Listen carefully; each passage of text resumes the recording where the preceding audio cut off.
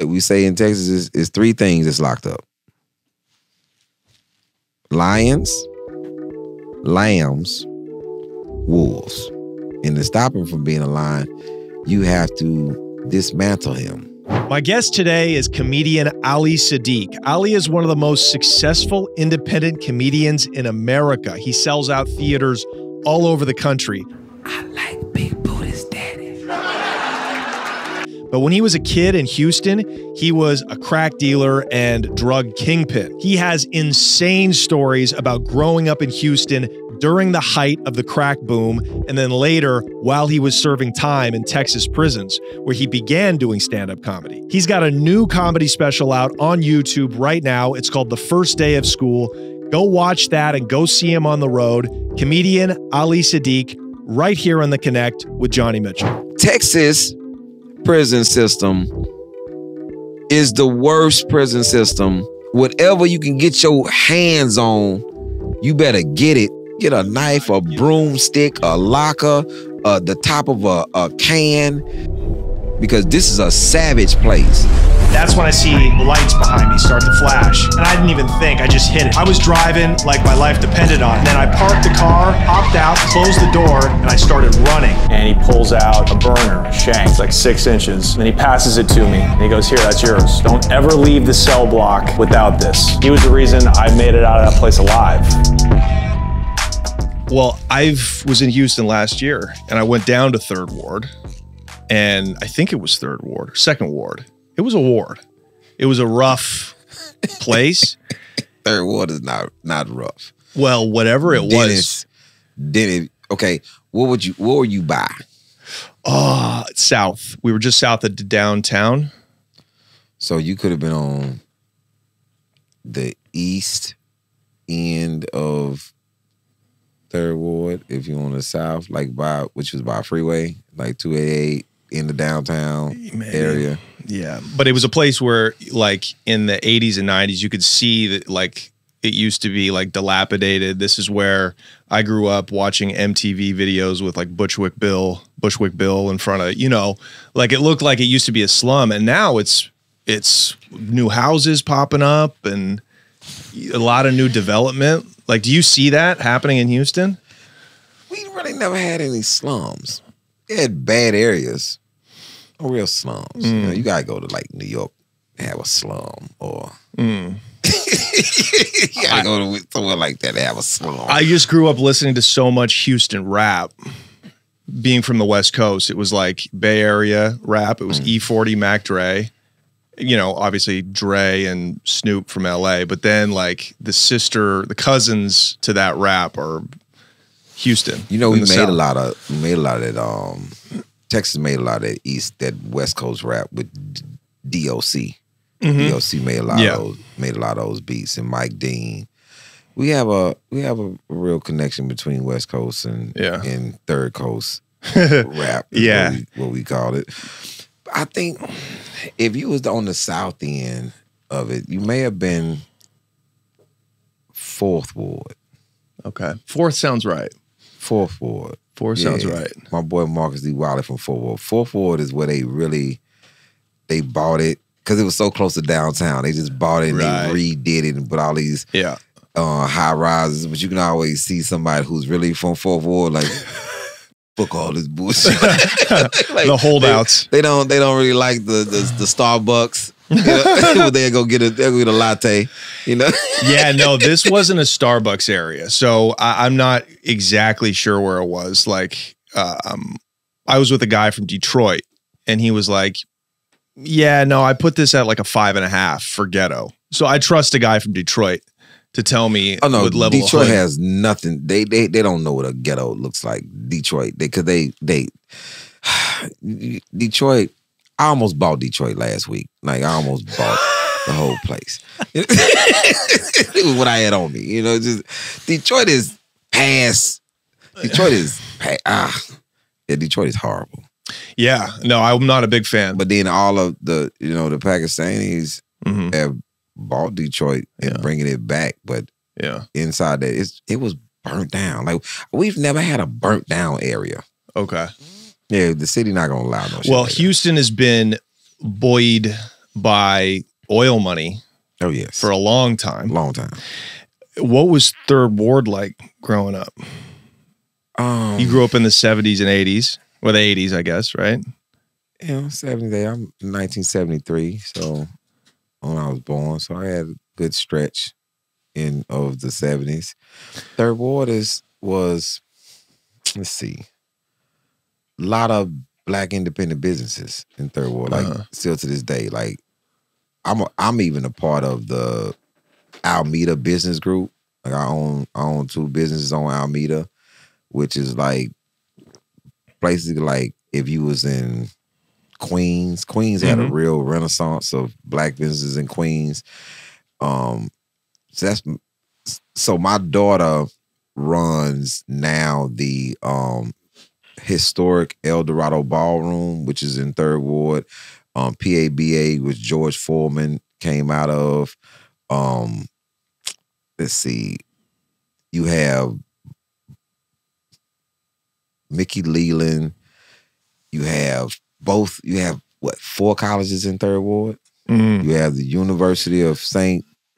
Thomas. You have Rice University. You have University of U of H. You have TSU. Barbara Jordan came out of Third Ward.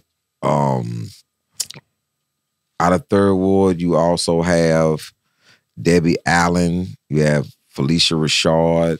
You have Scarface. No, Rap-A-Lot Records. Scarface is from the South Side. Is where my formative years are, which is Southwest Side. He's actually from Jersey. Oh boy. Face is from Jersey. Is he really? Raised in Houston, but he's from Jersey. Bushwick Bill is from Bushwick, New York, raised in Houston. Willie D is from Fifth Ward. That's the only ghetto boy that's actually from Fifth Ward. That's from Texas. So, but most of them was raised there. Third Ward is a Renaissance place, you know. Yeah. Yeah. So, but you have the bad end, which is Dennis. Yeah, that's that's like almost everywhere. You got Dennis, you stay away from Dennis. Still to this day, you stay away from that. I go play chess on Dennis, but that's not where I kind of hang out at. You know, it's always Mo being on the You are different, man. You are like this theater selling comedian now, but you don't move like most comedians. I don't think you ever lived in LA. Got a lot of cousins here. My mom's from Compton. No. It just didn't interest you? Like most comedians, when they set out on their journey, they come to either New York or LA or now Austin. And you never felt like you wanted to do that? Not at all. Like I didn't see the point. I didn't think LA or New York had I didn't think they had the end-all be-all to what stand-up is or entertainment.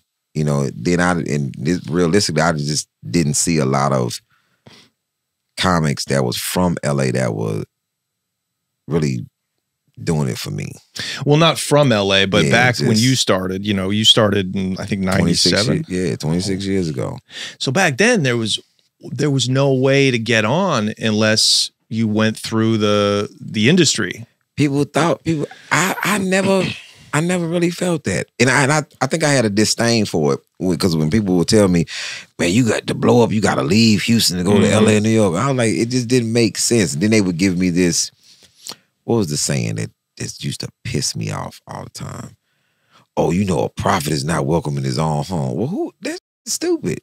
Like, why wouldn't you be welcome in your own home? Why wouldn't people gravitate towards you from where you from first? Why do I have to start over, come to a whole nother place and start over? Because once you leave wherever you're from and you come to LA or New York, you're starting over. Yeah. You're not, oh, well, come on in. No, you're back low man on the totem pole. Then you start all over again. Why not make your way where you are, get good where you are, and then start venturing out, going to do other shows, other places, and then still go home and you don't have to live in your car. Yeah. Or you don't have to live in a room with no other people, or your cost of living. Like, you tripling your cost of living when you go to either place. Yeah. New York or LA or now Austin. Austin is an expensive place to live in. You know, so why do it like that when there's other comedy clubs and I agree. Well, now that's very feasible. Now you see people making it, blowing up and becoming headliners out of Nashville. It doesn't really matter as long as you have stage time and you can. Nashville has a great scene. I think the scene is so LA, typical time for a comic to get on stage. Say you're a new comic. What's your typical time? 3 minutes, 5 minutes, 7 minutes? Yeah. And you doing that, what, every night? Or you doing that once a week? I mean, to get real stage time in LA, you're lucky if you're getting on stage in front of real people, not at an open mic once a week. Once again, in front of real people who actually would be buying tickets to see you. Okay. So once a week. New York is even worse because there's no real places where they developing comics. You just going in, doing spots 5 to 7 minutes. Versus me in Houston, whether I'm at Improv, Secret Group, or one of our just spots, Ruggles, I'm doing 25 minutes to an hour 7 times a week. You're gonna get good real fast. 2 times a night? Yeah. I'm going somewhere 2 times a night doing 25. Yeah. For you to catch up to me in talent-wise, it's going to be hard. Yeah. For sure. It's going to be extremely hard. And your comedy is not like is not 3 minutes comedy. It's not stand up, boom, boom, boom, set up, punch. Really? Used to be. When I first started, man, I was set up, punchline, and I was very physical. I was insanely physical. I used to do this joke about me getting body slammed in a fight. And it was like, yo, man, if you lose a fight, if you get body slammed, I don't give a damn what happened. If any time in the fight, both your feet come off the ground and then you on your back, you lost. If you got up and won, all I'm gonna talk about is you getting body slammed. I'm like, yo, did you see your ass get body slammed? That man picked you up and body slammed you on the ground like a wrestler. You lost, fam. And if your shoe come off, you damn sure lost. All I'm gonna talk about, he slammed your ass out your shoe. So did you actually slam yourself on the stage? I would do a breakdance move. It's 2 types of suicides in breakdance. The one to the side, then the one where you flip over on your back. I would do the one where I would flip over my back and I would just be on the ground for like 30 seconds until somebody turned out the lights. Because I'm doing this whole thing about getting body slammed. Because I've been body slammed before in a fight. It was like, yo, I lost. Even though I won the fight at the end. But that's all everybody talked about. Just like, the embarrassment. Yo, my cousin like, yo, remember that man body slammed you? I was like, but I won though. But you got body slammed, fam. Give a damn if you won. You got body slammed and your shoe came off. I've been in the fight where my shoe slipped off. I was winning the whole time. But all my cousins brought up, man, that man knocked you out your damn shoe. Like, he did, my shoe came off. He was like, no, you lost. Your shoe came off. Today's episode is sponsored by PrizePicks, our favorite. PrizePicks is America's #1 fantasy sports app with more than 3 million members. It is the easiest and most exciting way to get in on the action while you watch your favorite sports and players. You just pick more or less on 2 or more player stats and watch the winnings roll in. Basketball playoff time is your time to join the PrizePicks community of over 5 million members who have already downloaded the app, including myself. I'm firing on all kinds of action. This playoff season, the star players mean more on PrizePicks. Keep an eye out for starred players on the board, and you could receive a 10% payout boost if they're in your winning lineup. PrizePicks is available in more than 30 states across the country, including California, Texas, and Georgia. You know PrizePicks by now. They've been sponsoring the show for a minute. I love them. They're one of my favorite companies. It's the only way that I fire on sports online. It's the only app I use. And it's so easy. It's so easy. I'm a lay sports person. I'm not even like a guy that follows it that much, but I'm still able to go online and pick 2 or more player stat projections and pay for my gas money every week. And it also makes sports more enjoyable because now I got a reason to watch them. So if you're not on it, you're not enjoying sports as much. Right now, you've got to download the app and use code CONNECT for a first deposit match up to $100. They give you $100 straight away just for signing up. You got nothing to lose. Again, get the app today and use code CONNECT for a first deposit match up to $100. Pick more, pick less. It's that easy. Let's get back into the episode. Aren't you scared, or back in the day when you used to fight, weren't you, being that you're from Houston where everybody's got a gun, church-going people have a gun? Back in the day. When's the last time you got in a fight where you got body slammed? Oh, no, I haven't been body slammed. That was when I was a kid. But I mean, like, last time I've been in a fight? Weren't you worried about, getting in a fight in the South seems scary because if you beat up a guy, he might pull out a gun and shoot you. Was that not a consideration? Like, when I'm in the South, I don't even honk at people. Like, I'm real deferential, you know? Okay. Last time I had a fight, a month and a half ago, but we aren't you 50? Going towards 51. Going towards 51. When it comes to guns, we everybody got them. So I'm more concerned about a knife than a gun, because I'm really good with a knife, and that's what I usually have on me is a knife. For me to go get my gun, for me to pull out my gun, this is a whole nother situation. We never. Right. It was never gonna be no fight. We been talked about. Yeah, this is a situation. Most people in Houston, to get shot, you really have to be doing something, because most people have guns. Right. And the fact that we know that most people have guns is a deterrent for you to pull out your gun first. Because now I don't know, nobody knows who you shooting at. And there's a bunch of people. Say if you put a gun on me and I'm in my neighborhood where I live at now, you're going to get shot by multiple people. So you think this white lady who come by with this baby carriage not going to shoot you? You pulling a gun on her neighbor. Yeah. I'm her neighbor. She going no, she don't know what's going on. You're going to get shot. Yeah. You come to somebody's house, you're going to get it's legal for us to carry. Most people hunt. We have them. Whether it's a shotgun, most people have shotguns in their house, rifles, or you have handguns, concealed handguns on you. Whether the gun code, but you don't see a lot of people in Houston getting. We don't have a lot of shootings because we have guns. Interesting. You have more fights, right? Even with our rappers, our entertainers, they rather fight. You don't hear about us shooting each other, right? In Houston, you hear about us fighting, right? You don't hear about us shooting each other, right? Oh, because we had no problem fighting, right? If it's a shooting, this has been brewing for a long. Right. Now, even the shootings that's now, we know that there are people from other places. When we hear about somebody shooting up something, we like, and I know the place. I'm like, out of town ass people.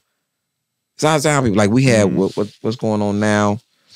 We're for maybe a month, it was a lot of road rages. People getting shot on the freeway. For a month. It was on the news for a month. And then it was over. Because it's like everybody clicked. Like, so it's people shooting on the freeway? Cool. I don't even got nowhere to go. Let me get in my car and just ride on the freeway and see who fuck out here shooting. Wow. So this is an argument. This is a pro Second Amendment. This is like an argument for gun ownership. You're making a compelling case for why it actually lowers violence if everybody has guns. It's the same way countries say, like, if we all have nukes, if Iran had nukes and China had nukes and obviously Russia has nukes, then the United States is not going to get us into a situation where they could cause nuclear war because they know everybody could get it. So therefore everybody lowers the temperature. I think everybody has nuclear weapons. They're just not saying it. But I think the most thing about Houston is this with the guns. If we didn't have them, if nobody had them, it would lower it as well. Because now we would just all have to fight. Yeah. The problem with it is that things happen and get escalated with people who have guns, no matter what they are. When people have guns, it get escalated, right? Just natural nonsense that people, when you out in the street with a gun, it gives you something else. Like, I remember being with friends that would have guns on them, and I could tell. I'm like, yo, you got your gun on you, huh? Because your chest is real big right now. But my chest is like that with no gun. And most of my friends' chest is like that with no gun because we can actually fight. Yeah. So now, this was the thing that changed me when I was in prison. When I noticed that everybody in here could not fight, it didn't matter how big you were or whatever, I never had any sense of fear while I was in prison because I knew I could fight. No, it's no guns now. Either you got to find something to pick up, but it's no gun. But if you can come from here, what's up? It don't matter. It's no, like I used to tell people, man, I've never had a weight class. I've never had a weight class. If you want it, you can get it. You gotta prove to me that you can win. Your stature, how big you are, is not going to. Man, I used to fight this dude named Eric Williams all the time. I used to whoop the shit out Eric. Because the only reason we fought 3 times was he was trying to win. Eric is 6'5". Yeah, so I've been 5'7" since the 8th grade. I would whoop the shit out of Eric. Yeah. We stood on Willcrest. Bel Air and Willcrest. His house was right down the street from my house. He called me out. I walked down there with my boy Chad and Danny O'Neill. I walked down there, whooped Eric's ass, walked back home. Walked back past Eric's house to go play ball. Just knocked on his door. I knocked on Eric's door. I say, "You lucky I don't feel like whooping your ass again." I don't know. He's like, he fought me. Man, that man, he'll still fight me right now. Green-eyed Eric. Wow. He'll still fight me right now. I whooped his ass several times. The South is different, man. You got to be able to fight. I done had these. I done lost. I done had these. All these right here. I done had this, bro. Yeah. This dude hit me and cracked both my teeth at the same time. The victim, right in the middle. I said, "Oh," and I knew it was bad.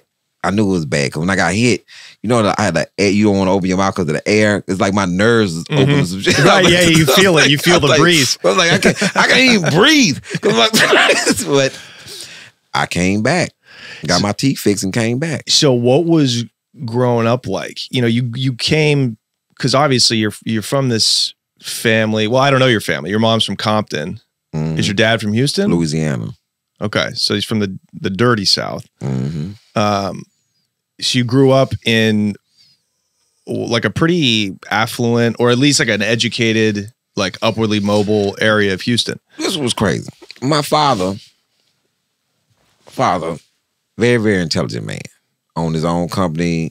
He started the carrier service downtown Houston. Him and his friend Ivory. My mom educated herself after she had me and my sister. My mom is a professor at a university, history. Everybody in my family on my mom's side has gone to college, graduated. I think I'm the only person that did not finish.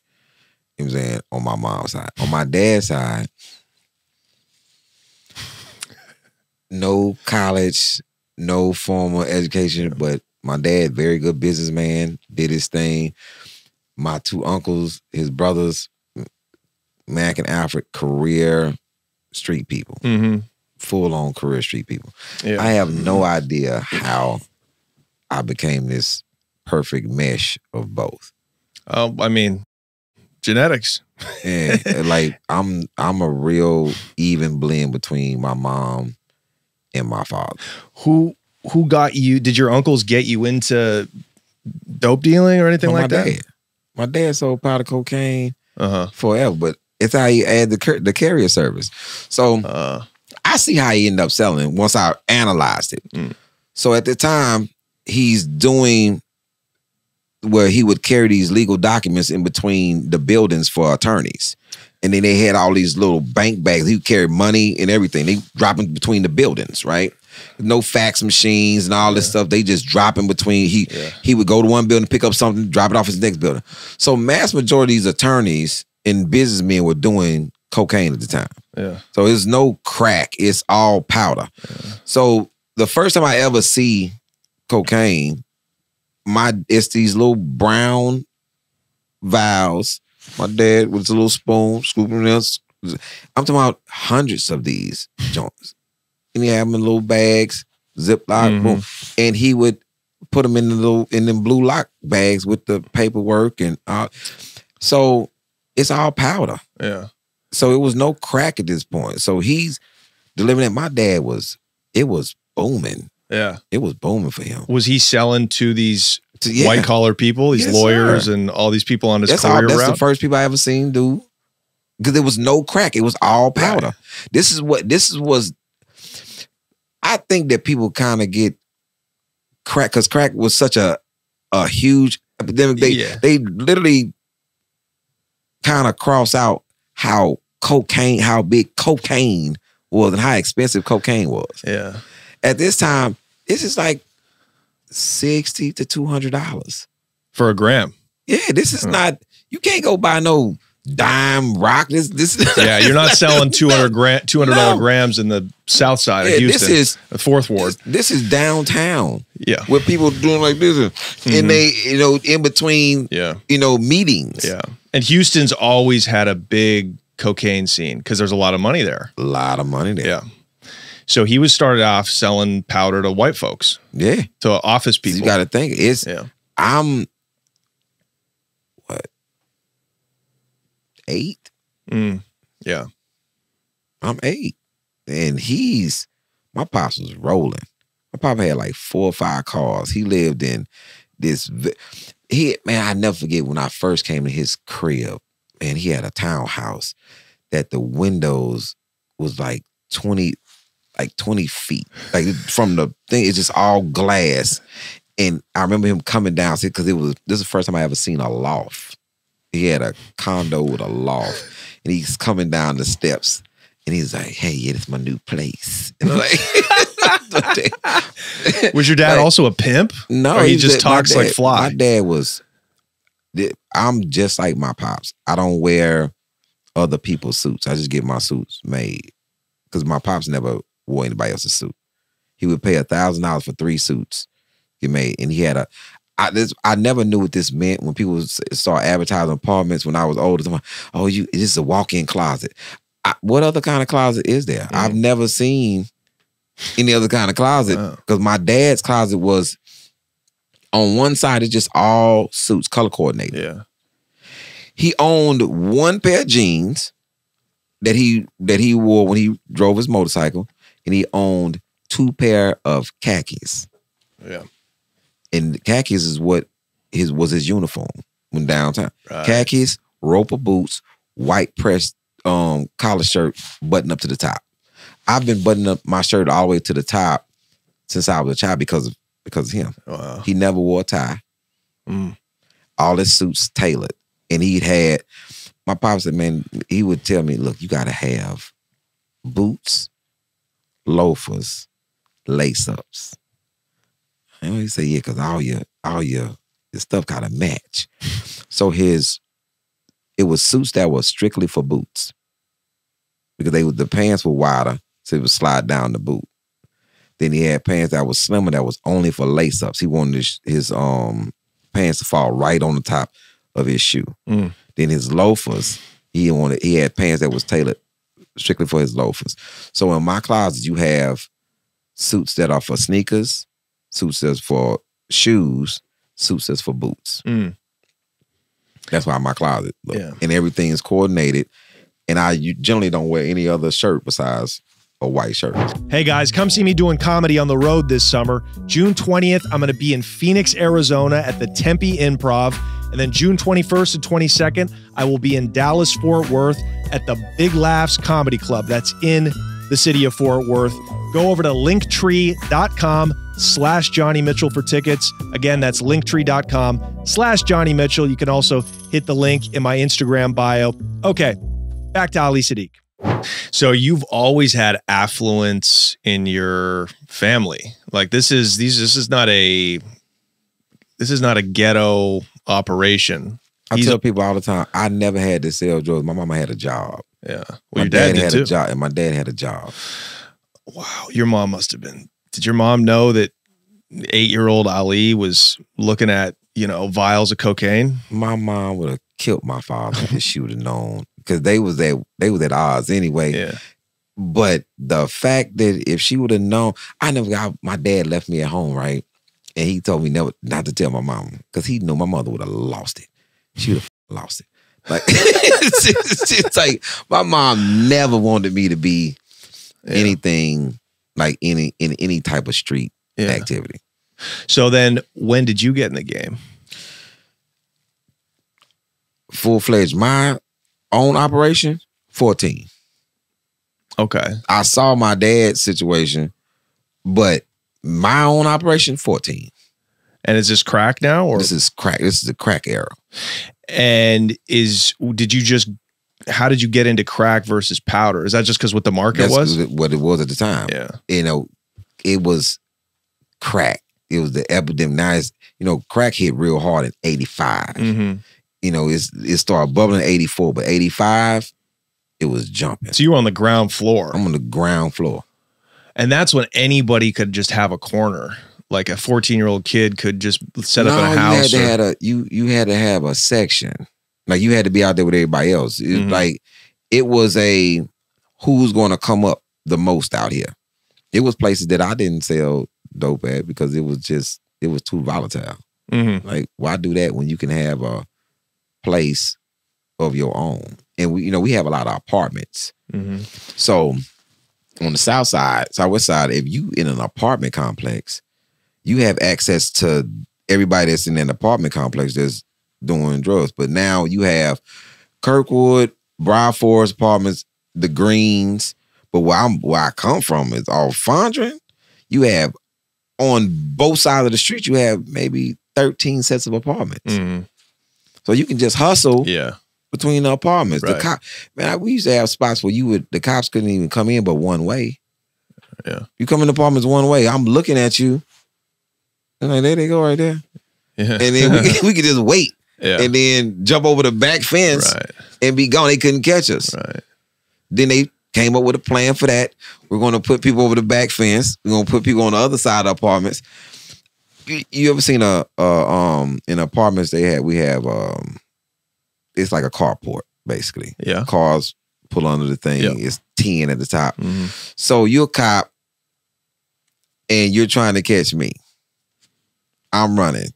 I'm just on the 10, just running down the 10 and can jump over this way, run all the way to the end, jump over that way. So you had to come up with a plan for that. Or you try to catch us off the bayou.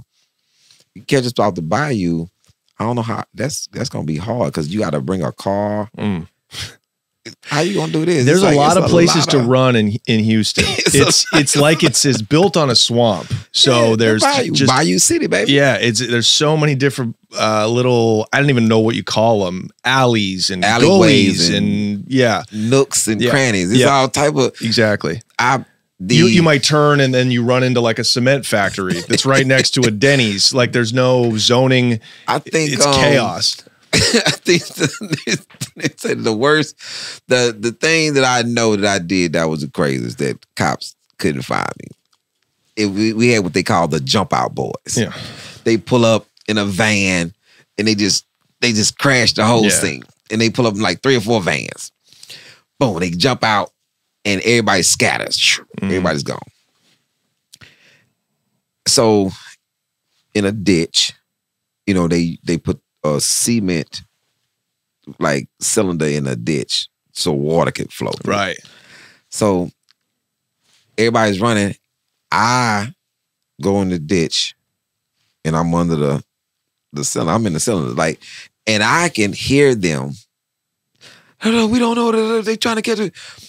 But it's enough water in there that you can't see me, and my face is just right above like this.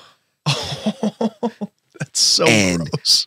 I'm not coming out. So you're in rainwater. It's just rainwater, mud. Oh. But whether you be, what would you rather be, there or in jail? Yeah, I don't know. Yeah, so fair enough. I'm under there, and I'm like this. You're literally... And I'm under there like this. I hold my breath. And this dude that we know smokes, he under there too. To my man, they chasing everybody now.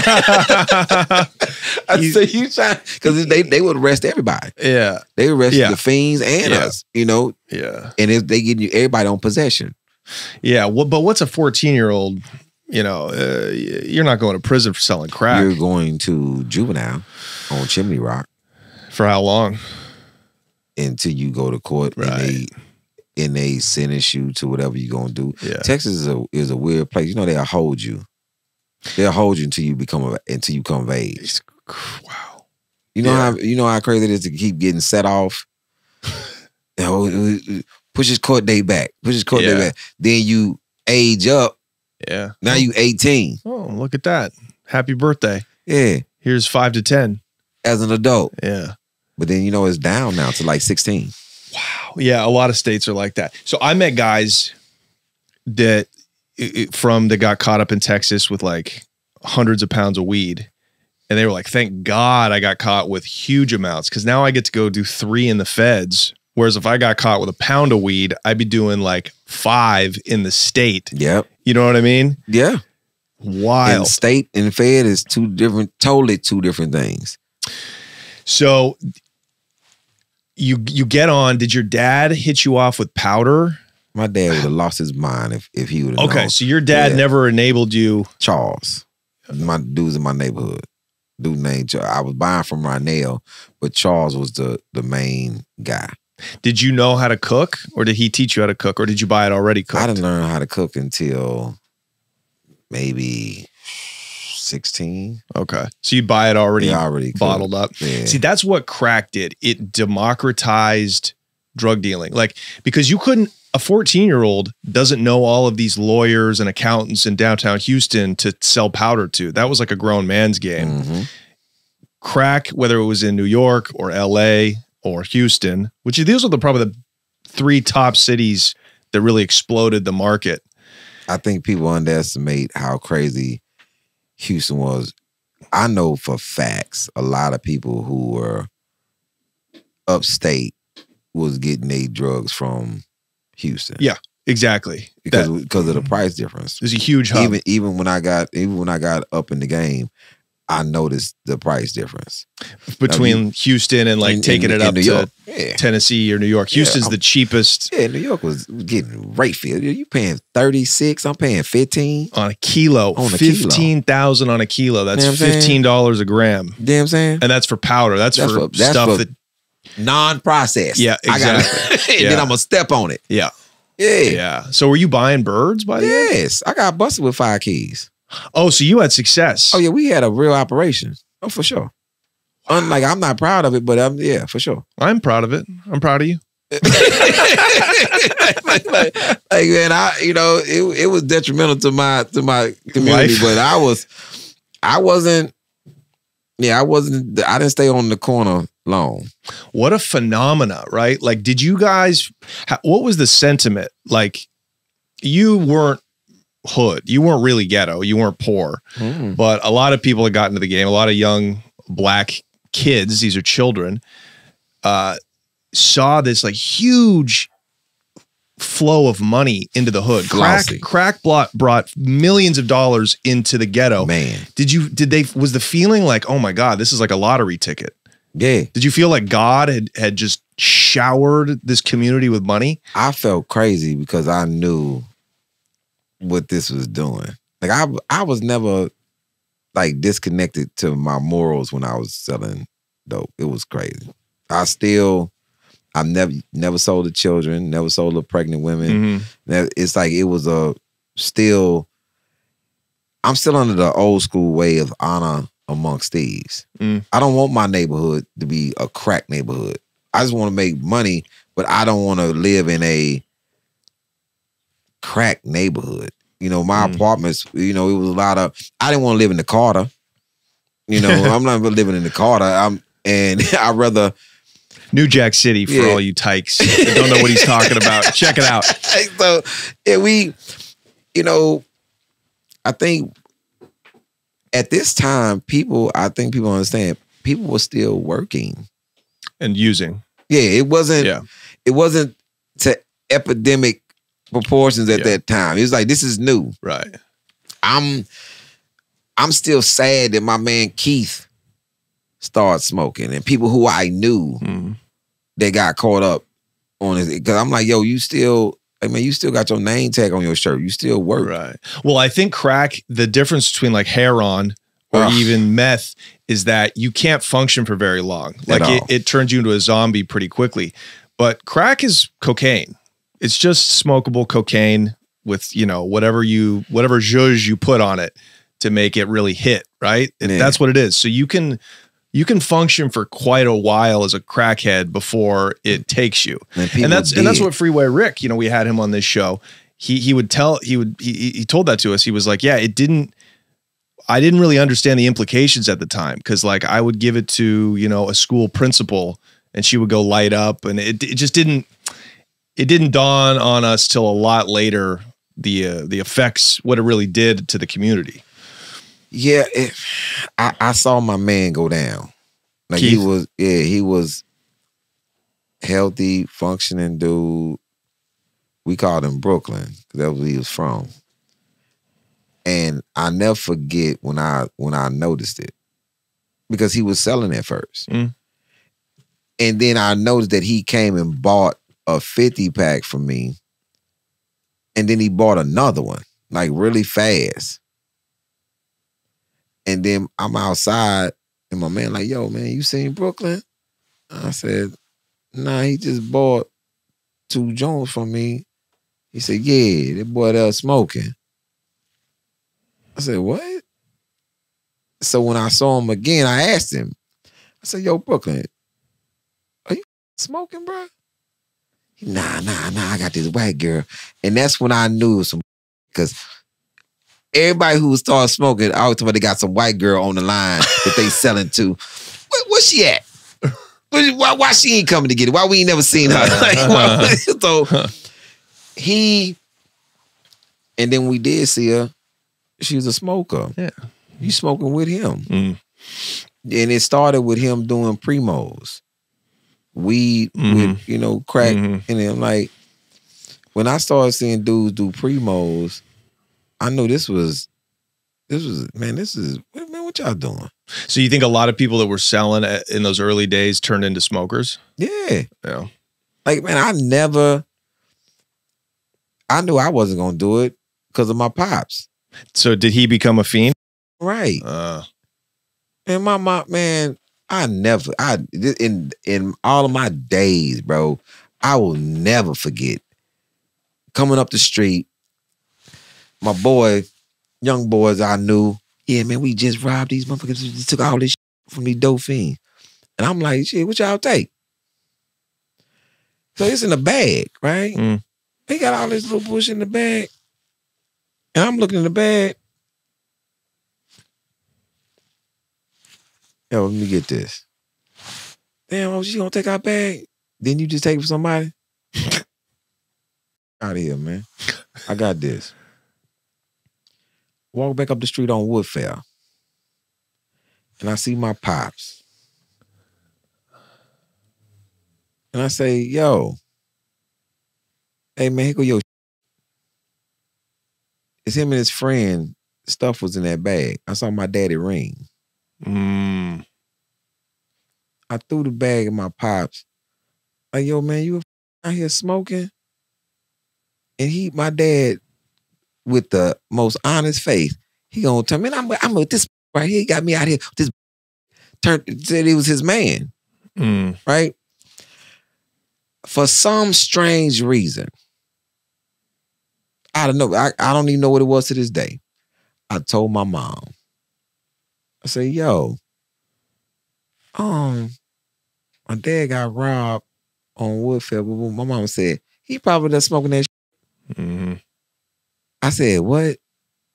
He said, yeah. Your dad's probably done smoking that shit.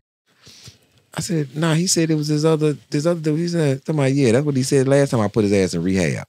Yeah. What? So I went back, I'm pissed at my pops. I go back over there on Woodfield. I'm like, yo, man, you smoking, bro? My mama said she put your ass in rehab. That man said, your mama always running her goddamn mouth. So in the years that they had been separated, my mom had put my pops in rehab twice. Wow. Divorced. Yeah. Separated. Mm-hmm. Still looking out for him. Wow. Like, and I remember when I'm 40, 44, and 42 or 44, what up in there? My mom calls me and say, hey, I need you to do something for me. I say, what's up? I got you. Whatever it is, I got you. Come to my mom's house. My mom wants me to take the divorce papers to my pops for him to sign the divorce paper. I said, yo, y'all not divorced? y'all been apart since I was like 3. I'm like, yeah, this never signed the papers. So I go down to my pops. I say, yo, man, you gotta sign these divorce papers, man. My pops say, man, tell your mama to get off there. I say, yo, you live with another woman named Joanne. He said, Joanne, bring me a Coke. He's saying, Joanne, bring me a Coke, but won't sign divorce papers for my mother. I said, man, sign the papers. I finally get my pops to sign the papers. Take him back to my mama. She said she wanted to be divorced just in case he passed, and she didn't want to have to be responsible for burying him. None of that shit. All the costs, right? Okay. So, these are the things you think about as you get on in years. Well, my mom is straightforward with it. My pops had did a bunch of unknown shit that I didn't know. So did he get off that finally?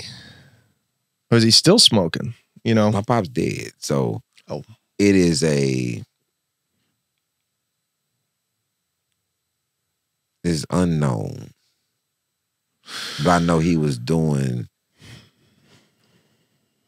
my pops was really doing really well in what he was at in his, like, cause my grandmother had just passed. And then I went down there, we and him played chess about 6 hours.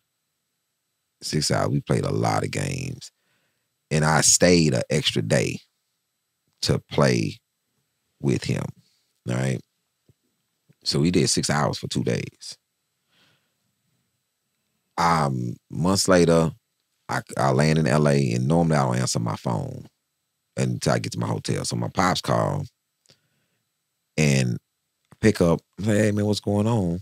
And this is in 18 because the special was getting ready to come out, bigger than these bars, right? Comedy Central. And I remember talking to him about it because he called to ask about my son's chess game. My son probably 6 at the time. He was like, cause that's when I learned to play, because he like, yo, teach him at 6. Hey man, what's going on with Hassan's chess game? I said out of my mouth, I said, as soon as I get back, I'm going to tighten his game up because I hadn't been playing with him. I go to Viacom for a meeting, right? That's the 13th. I remember walking out saying, man, everything's going right for me. And I remember as soon as I said it, I said, oh, something bad finna happen. Now, why do you go there? Why does your mind? Because every time something really, really good has happened to me, something really bad has happened right after it. Every single time. Like, I wish it was not like that, but that's what it is. And as soon as that, I'm sorry, as soon as I said it, I immediately say, oh. So I know my alarm was set. I'm asleep. My alarm is going off. But I'm thinking that my alarm is going off, but it's actually somebody's calling me. Then my alarm going off, getting me get up, change his alarm off. But it's actually Joanne calling me. Tried the phone. I'm like, hey, Joanne, what's happening? Said, babe, I need to talk to you about your dad. I said, shit, what's good with him? I just talked to him. What's up? Say, man, your dad had a heart attack. And he passed. February 14th. 2018? Yep. I called my sister. I said, hey, you gonna have to come back from Africa and take care of this because I'm on the road. I'm on this tour. I'm doing all this promotion. I said, I can't come off the road and handle it. You have to do it. My sister flies down, the whole thing. So when I get down there, after the premiere of the special, whatever, to go and tend to my pops, get his paying for everything, getting himself situated, I keep hearing these discussions about what happened. And it was his heart, right? Wasn't taking his heart medicine. I know for fact he wasn't taking that. But something sped his heart up real fast. The implications that he had been chilling, not doing nothing. He's getting ready to move out of this spot. Everything's going well for him. He decide do some coke. Is that a fact? Did they do the toxicology on him? I didn't ask for it. Didn't want it. That was just the boom. I rather left it in my mind that he heart went out. That's it. I don't need to know no more. But the rumors about that he had celebrating. Right. And I was like, oh, y'all trying to lend bias my pops? it's a bullshit, but you know, I don't know. So yeah, lend bias. That's interesting. That was man. You're lucky I get all these old school references. You're lucky I wanted to be black when I was a kid. Len Bias was the #1 draft pick back in like '86. And it was heartbreaking, man. Right. He was about to be like the GOAT. He was going to be whatever Hakeem Olajuwon was, whatever Hakeem was, like Len was going to be at least that good. He was a center out of what, Maryland? No, he forward. When he forward, what was Len Bias? He was power forward. He's power forward. Power forward. He was out of what? Alabama? Maryland. He was out of Maryland, and it was the night before draft night. Yes, I think it was the night before draft night, or it was draft weekend. It was NBA draft weekend. We knew that Len Bias was about to be the man. He was about to be the man. Oh, this was like Jordan. If you can imagine Jordan, Charles Barkley, and LeBron rolled up into, because he was big. Yeah, he was bigger. Man, this dude was finna Len Bias, bro. Yeah. He had like LeBron's. He had that. That's the first one we would have saw that speed, and it was crazy. Yeah. So, anyways, they're in their, I think it's like a dorm room or in the hotel room, and they're all, and he's with some of his college teammates doing too much, and they're passing around lines of coke. But according to the eyewitnesses, he wasn't you know, Ray Liotta and Goodfellas with it. You know what I'm saying? Yeah. Just zoom. You know, he was doing a couple of lines casually, and he just put his head back and he died, and just his heart stopped. So, but of course, the government took that and ran with it. They passed the Len Bias law, and if you sell drugs to somebody and they die, you're charged with murder. This is still on the books to this day.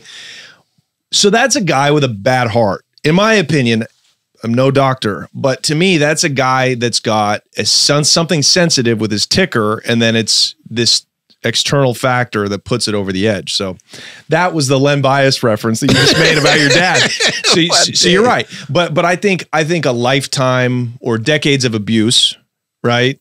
Even if you kind of kick that somewhat, and he's probably got the Southern diet, let's be honest, You know, so he's an older guy. He's got a bad heart. Yeah, it could have been 1 or 2 lines that put him over the edge. Man, sorry about your pops, man. How old was he? My pops was 70. Uh-huh. So we talking about somebody who fish and vegetables. Yeah. Not eating. Still thin. Yeah. Still in great shape. Just, you know, and we talking about somebody who played chess. Bro, I'm talking about when we say all day, all day. Yeah.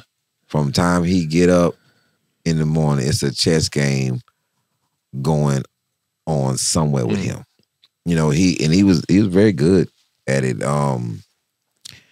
But that my pop had these vices, man, that he never let me really see. Yeah. But my mom, like, well, he let you see the business side of it since you were 8. The business was different. I don't think he could block the business from me because when I lived with him, it was too there. Like, it was too there. Exactly. He used to keep it in a whipped cream bowl, in a Cool Whip bowl. Yeah. In the refrigerator.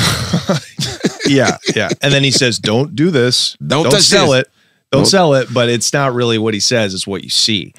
So you got his business acumen. Savvy. So you start out at 14, just buying it already bottled up. Are you buying 50 packs? Yeah, 50 packs. Got to cut it up. Tell us what a 50 pack is, real quick. You know, little piece of cocaine you can make by 120. You know, you buy it for 50, make 120. You got to keep flipping. Yeah, this is what we call flipping. You got to cut it. You know, I was really a virgin to all this. Like, when I bought the 50 pack, I thought that you buy the 50, then you sell the 50 to somebody else for 60, right. Then you just make $10. Like, my boy was like, "No, you got to cut it up." Yeah, and it was very early on. Yeah, but how long did it take you to get off the corner? Can you walk us through that? How you really went from like vials to powder to hitting other people off? The corner thing is more like a Baltimore East Coast thing. These are I meant, you know what I meant, hand-to-hand sales, the apartments. To wholesale. So you kind of, I'm maybe 17 until I started selling. So I went from 50 packs to buying ounces, breaking down an ounce, buying 2 or 3 ounces, breaking down 2 or 3 ounces, and then Charles was like, "Yo, you want to be a part of this team?" All right, what's the team? And by the way, back 3 ounces doesn't sound like a lot, but at 87, you could take 3 ounces of powder and stretch that out into 10 and 20 pieces. The cookie's already cookies already made. It's already there. You got it. You cut that joint down. Yeah. And say if you bought a cookie for $600. 1,400. Yeah, 1,400. Unbelievable. And you can make that before lunch. Before you turn it over. Telling you can make. So this thing, I'm going to buy 3 ounces. And that's all you? Nobody's fronting you? No front. You're buying it COD. This is coming from a 50. Yeah. Coming from a 50 pack. So you know about saving. Yes, You're just a good business guy. What's crazy is this how good I was with saving. I remember when I had some dope on consignment. Mm-hmm. I remember first half ounce. I had a half ounce on consignment. I lose the and had to go to my stash and pay for it because I had lost it. But I was so good with keeping my money because I didn't. This is the other part. I'm not gonna just attribute this to just having business savvy. I lived in the house with my mom too. Oh, that's nice. So you can't be having a whole bunch of money. Like you ain't got no job. Like what no new sneakers. Right. Them sneakers I'm buying, I'm just keeping them at my friend's house. Yeah. My mother didn't even know I had a car. Wow. And just think, I'm praying nobody ever breaks in my car because all of my good sneakers are in the trunk. laid out. I forget, I went to this club and I was with my boy Smooth G, GT, and probably somebody else was there. At this time, I used to drive this brown Monte Carlo. By the way, were you driving before you were 16? Oh, yes. Something gives me the impression that you already had a car by the time you were 14, 15. Already driving. So I'm in this Monte Carlo. We go to this club called Underground on the North Side, right? And we park. Smoothie's like, man, you can park right here. So I park my car in these apartments. They break in every car that's on this particular side of the apartments. Because they know everybody that's parked right here is probably in this club. Yeah. They break in everybody's car. I'm walking over there slow. I can see they done left the doors open on these cars. And my mind is like this. Damn. I have probably about anywhere from 50 to 60 grand in the trunk of my car. Oh, Jesus. And I'm like, oh. And by the way, you're what, 15 years old? At this time, I'm about 16. $60,000 on you. And that was the crack era. I am walking towards this car and went right to that trunk. Oh, no. Move that tire. In the box. Open the box. I see the rolls of money still rolled up. I said, but I got mad because I used to wear these shoes called Travel Fox. They was like Bally's. They was awesome. I said, oh, these stole my Travel Fox. I remember changing shoes. Before I went in the club because I didn't want to wear my Travel Fox. I had just bought some Nike Meltdowns, Andre Agassi shoe. I just bought them Nike. Those were fire. Those were the joint back then. Were they then. not sweet? Mm-hmm. I just bought them Andre Agassi's, them Nike Meltdowns, and I wore them in the club. So my boy was like, yo, man, what's in the trunk? What's in the trunk? I said, no, I'm straight. My money's in the trunk. Yeah. But at this time, you got to Pam Ross. I tell everybody, I tell true stories, I tell everybody, this is how much bread I had. Pam Ross, I'm 17. Not only do I have the Monte Carlo, we got the drop top Jag, blue with the rag. We have the Astra van, and then I went and bought this a 533i BMW. This is my car. This is the car that this is my joint. So hang on. So you're 17. You got 4 whips. 2 of them, you got a Jag and a Beamer. The Jag I got from Charles. Okay. And your mom still doesn't know. You're still living with moms? No, I'm away from moms at this point. Okay. But I still go home. Right. Are you in high school or have you dropped out? I'm in high school. Okay. I'm getting ready to drop out. Okay, sure, that's coming. but I already knew how to figure that out. I was gonna go to school until, I went to college, which is crazy because my friends I was the only one of my core friends that was selling drugs. Okay. My friends wasn't drugs. So what did you see a future in it? Like you got all this money now. You have life-changing money.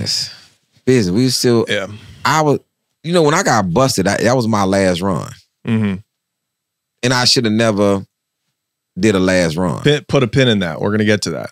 But so did you know that you had life-changing money at 17? Yeah, I had a bunch of money. Pam Ross had 85,000 in ones and fives in a garbage bag in her house. Wow. Who's Pam Ross? That's my girlfriend at the time. Okay. Then Kendra got another 12, 13, 14,000 at her crib. I have money buried at my mom's crib. Yeah. You know what I'm saying? Like she has no idea I done buried money in her crib. I got my own house. I got money in my car. I got money I got money everywhere. And this is just from selling cookies, just from drug sales. But retail drug sales. Retail. You're not even powder at this point. No. So yeah, take us to when Charles put you down with the crew. Put me down with the crew because I was selling so much. Because after Greens, man, I was winning. It's like 4 sets of apartments, right? Everybody has these 3 sets of apartments. But this gay guy named Tink, I'll never forget when he asked Ronell to my why we got to keep coming over here to buy our cracks. And it tickled the shit out of me because he said cracks. And crack. And his outfit, Tink always, his outfit, I never forget Tink because of his outfit. He's the only person I ever known besides Richard Simmons to wear leg warmers. I never even seen anybody else. But in Pat Benatar, it was still on the video. He got on leg warmers, man. And he always had this shirt on that said Thriller. like, oh man, Tink was crazy. And so Tink in the Greens, he said, man, we over there. So I would go to the Greens. And I would just be in the Greens at the pool. And it was like I was a vending machine. Like, all day. Yeah. I don't have to go nowhere. It's all day. Wow. Then you got other people. Since I'm buying, there's other people, they trying to get their thing off. Yeah. And instead of you going to Ronell or Charles, I'll shoot you the 50 pack. I'll shoot you the half ounce.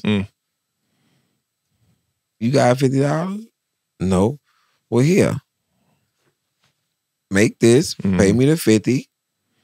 So Charles was like, yo, man, who is this kid buying all this dope from Ronell? Because I'm working. And my mom, that's how crazy it is. My mom, the worst thing my mom could do at that time was send me to the store. Go ahead, send me to the store. What took you so long to come to the store? Man, I'm out. First of all, I'm outside now. I was supposed to be inside. You send me to the store to get some cigarettes for you. Cool. I will grab your money and my dope and I'm going outside. And I'm selling it all the way to the store. I'm winning. So it's like, yo, send me to the store. And then I'm taking L's though too. I'm taking losses. That happens. You get robbed? Yeah. Yeah. Did you have a gun? I didn't have a gun until the first gun I ever got was me and this dude. I'm in his apartment, selling to him, and he blew crack smoke in my face. Like he talking to his lady, and then youngster, and and I immediately got mad. I'm like, yo, you trying to get me addicted to this? Yeah. We end up tussling in his apartment. He tried to pull his gun out on me. His gun fell out. It was a 25 automatic with a wooden handle. It had wood. It was chrome with wood. Wow. I picked the gun up. This is the first time I've ever had a gun in my hand. I picked the gun up. I don't know how to hold it proper. So my finger not on the trigger. My finger's on the outside. And I'm like, yo, you better get the back. But I don't even know. I don't know about no gun. This is the first time I ever had a gun. So when I left, I took the gun with me. Yeah. I took the gun with me. So he backed the up? Yeah. I'm popping his ass with his own. Yeah. So I take the gun with me. I got the gun at school because I don't know where to put it. So every time somebody see me, I really got this gun on me and they just don't know. When I run into Charles trying to talk to me, but I don't, Charles is like Nino Brown in this city. I'm like, I don't want to talk to you. Like, I deal with Ronell. I don't have nothing to do with you. Charles, like, yeah, I want to talk to you. And everybody's scared of this dude. And Charles is a pretty big, intimidating dude. And he talking to me, and he said, yeah, you gonna join my squad. And I'm like, nah, but I'm not making no eye contact. I'm cool. And he said, man, you heard what I said? And Charles is grown. He's a grown man. I'm like, nah, I'm straight. And he pulls his gun out on me. At the time, I don't know that this is what this gun is called, but I found out later it was a Desert Eagle because it was a huge gun. And I remember it was triangular in the front. I was like, damn, it's a big ass gun. And he pulled his gun on me to my head. Now, you hear me? You gonna sell for me. To this day, he'll tell you, Ronell will tell you, anybody tell you, I'm a very, it's hard to intimidate me. Pretty brave person. I reach for the 25. And I said, no, I ain't finna sell for nobody. Charles started laughing and said, oh, this look got hot. And he snatched the gun out my hand. He said, look, you got hard, you pull a pistol on me. There's a little bit of right there. Gave me the gun back. He said, man, anybody ever put you over here, man, you hit me up, man. Yeah, he got hard. Not like some of you, y'all ain't got a heart. Like so I'm over there doing my thing, and then he came to me. He said, man, I'm dead serious, man. You want to get down with the team, man, blah, blah, blah. So I rock with him, but he wasn't bringing me in like no underling. He's like, yo, man, come rock with me. Right. So does that mean did you go in on a pack with him, or was he just? No, he was supplying you. He was the head. So he was the leader of the team. Is he giving you kilos now? Half. So that's still a lot of coke. You know, it's 18 ounces, and now you're cooking it. Pops is cooking. So now you have your dad cooking for you? Dude named Pops. Oh, I'm sorry, of course. Dude named Pops is cooking. Silly me. That's the cook man. You go to Pops to get in. If we had cook apartments, like even for people who wasn't a part of the team, you didn't know what you was doing, he would cook it for you. Yes, that's a thing. That was a thing back then. There was a guy in the hood that made his living exclusively from cooking up for other dealers. Wow. Pops would cook, and because the worst thing, I remember the first time I tried to cook before Pops. Yeah. So I'm trying to cook, right? And it's like it's gone. It's like it disappeared. I'm like, yo, this is gone. Pop's like, you need ice. You need ice. It's like, so I learned how to cook from Pops. But man, in the Pyrex game was crazy. Once you start cooking in Pyrexes in the microwave, ooh, but at first it was right. You're spinning it, Kane and from Menace to Society style. About, man, it was, and I'm talking about Pops was cooking pots of it. Like it was. So could he cook a half key in one Pyrex? Yes. Really? I'm talking about this is when it came from this is when you was really in this game, you know the difference when the Pyrex era came. Yeah.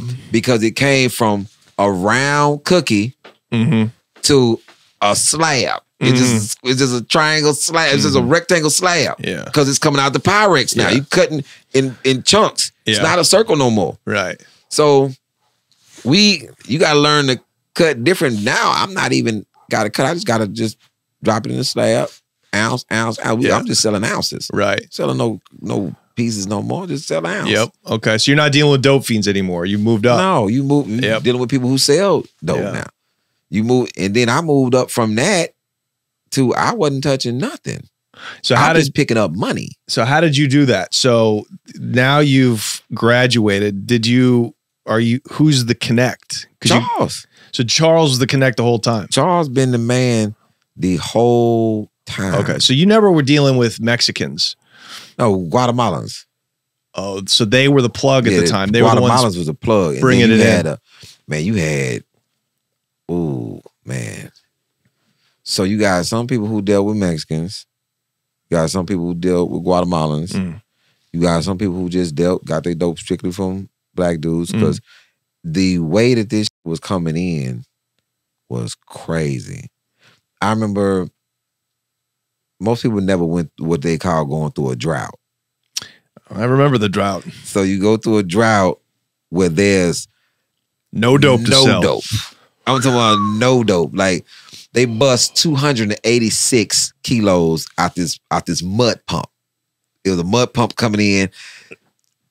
Across the border, you mean? Yes. Yeah. And then it get popped. Yeah. Charles says this. We watching the news. It get popped. I'll never forget Charles leaned over and said, somebody didn't pay the money. Yeah. And I said, what? He said, yeah, somebody ain't pay the money. He said it's gonna be up around here for a minute. So at this time, just imagine an ounce, just an ounce, going for $1,800. It's crazy. $2K. Yeah. For an ounce. Yeah. So a brick was 60. 60. Yeah. Yeah. And Houston is so close to the border that any disruption to the flow is felt directly in the city. So all these dealers are waiting to get hit off from the load from 300 birds, and now that's gone. And so now the fiends are scratching. People are getting robbed. Bruh. Yeah. It's going mayhem. Yeah. And if you sitting on dope, the price goes up. Oh, the price is insane. 25%. Yeah. Yes. Yeah. And you gotta do it because you got a apartment complex. You got 4 apartment complexes. No drugs. Right. So then would you, if you were a powder wholesaler, would you then go back to cooking it? Yes, got to. And just so you could stretch it out. Stretch it. Yeah. Step on it. You make a lot of money though. B12. Yeah. Step on it. Right. Like, yeah. And then this is when people start dying. Because now you selling gold medal flour. See, people you're literally reciting lyrics from my childhood. Like that was like a scarf. That was a Willie D. Yeah, exactly. It's a Willie D line. Is the food? This is all real life stories. Because you gotta know this game. When people say gold medal flour, if you know this life, you know somebody sold you some sheetrock, some soap, goddamn gold medal flour. You got a goddamn bag of. Thought he had cane, but it was gold medal flour. Yeah. Yeah. And and so if you ripped a guy off with fake dope, he come back and shoot you. Because this is the thing. It was an era where it was honor amongst thieves. We wasn't shooting at each other. You was like, man, if you came to a drug deal with a gun, I'm never probably dealing with you again. Because why would you? Like, why would you? There's so much money around. Like, what you doing? Like, well, why you have a gun? What happened? Oh, you was finna try to rob me? That's the first thing coming to my mind. You must have been trying to finna rob me. Yeah. Yeah. Which you've had people try. Yeah, people try to rob before. And did you ever have to bust your gun at anyone? What? Sorry, can we talk about that? Yeah. But yeah, it's a thing. You didn't. I never wanted to, because I didn't come from that era. I come from. My pops didn't own a gun. He had a 2-shot Derringer. That's not no gun. I love that gun. That's such a cool gun, dude. Look cool, that black and white. He ain't no violent person like that. Man, I got a Tech 9. You know what I'm saying? That's a Uzi, right? Yeah. So do you know Charles? Have you ever heard of but you know the Miami Hurricanes? Yeah. You know, so Charles Forms the safety that played for the Miami Hurricanes, right? Played for Houston, played for the Oilers. Oh, I remember big shout out to Harvey Love. Harvey Love's father had a safe full of guns. And he would sell you guns, right? Yeah. And I remember when Charles Farms got the M16 military machine gun. So we get the M16. We shooting the M16 out of the apartment window. So I gotta have it. I gotta get one. I gotta get one. It's like this is it. I mean, we got the Tech 9s. Yeah. Charles, I don't know how Charles came up. This is regular Charles, not Farms no more. Charles came up and had like a box of Tech 9s. Holy. And now those aren't legal even in Texas, I don't think. We got fully automatic Tech 9s. It's crazy. But still, my gun of choice at the time, 38 snub nose or 380. These are the guns that I loved. But everything else we had access to, but we came for you. It's a mixture of. Now, did you think about the consequences of having to use it? Like, you know, because it's one thing to get robbed. It's another thing to, even if you're getting robbed, you're selling dope and I try to rob you and you shoot me, you're still going to do it. That's still a charge, right? You got it's manslaughter and you got an illegal gun and they'll probably get you on the dope if they find it. Did that thinking come into play, or are you just thinking, I'm not going to die? Like if somebody tries me, I don't give a f, it's me or him. Was that kind of the mentality? Straight up and down. Right. I wasn't that cold-hearted when I started because I was a kid. That's not where I'm at. Yeah. But as life goes on and happens to you, you get a little more cold-blooded. Oh yeah, fucking blow your brains out if it came me towards you. But at the time, I'm thinking in my mind, it's gonna be hard for you to find out that I did it. Yeah. I kill you in the alley. Who is that? I'm not gonna turn myself in. Yeah, no, for sure. This is why the revolver was so important. I like 380s or 357s because I can keep the shells. I wasn't a automatic guy like that. You know, it shells everywhere when you shooting. But if I'm up on you, boom, and I'm gone, shell with me. I'm not coming back to the crime scene. I'm not coming to tell on myself. I'm not coming to do that. Hey, who killed Rick? I don't know who killed Rick. Who was Rick? So you could just shoot a guy and take the shell with you. No, when you revolver, you ain't got to take no. It's in the trunk. You just run off. The shell don't come out of revolver. It come out of automatic. Oh, interesting. I didn't. Oh, of course. Right. Yeah, yeah. I'm just thinking the movies. Yeah, falls out. Right. Yeah. Oh, wow. I never was the. Yeah. I don't want to leave no evidence. Did anyone in your crew ever get popped for a body? Yeah. Yeah. Yeah, his boys went down for bodies, but I'm not. Yeah. Yeah. There's a lot of unsolved homicides. There's a lot came of out of Houston back in those days, I'm sure. A lot of unsolved homicides. Yeah. And I'll tell people, it was there's a lot of mistakes made. Did you ever worry, like when I was locked up for drugs, I would wake up in cold sweats at night in my cell thinking that they had caught me for, other things.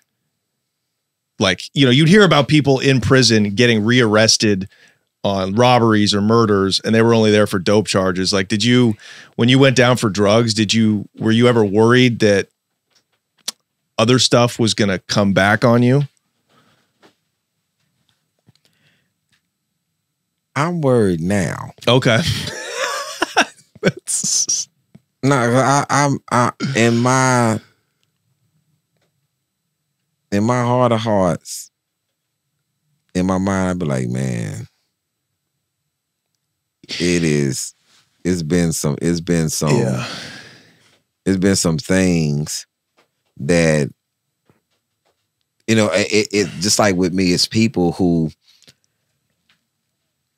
I have come across that I thought I was okay with some that happened in the past, and I wasn't.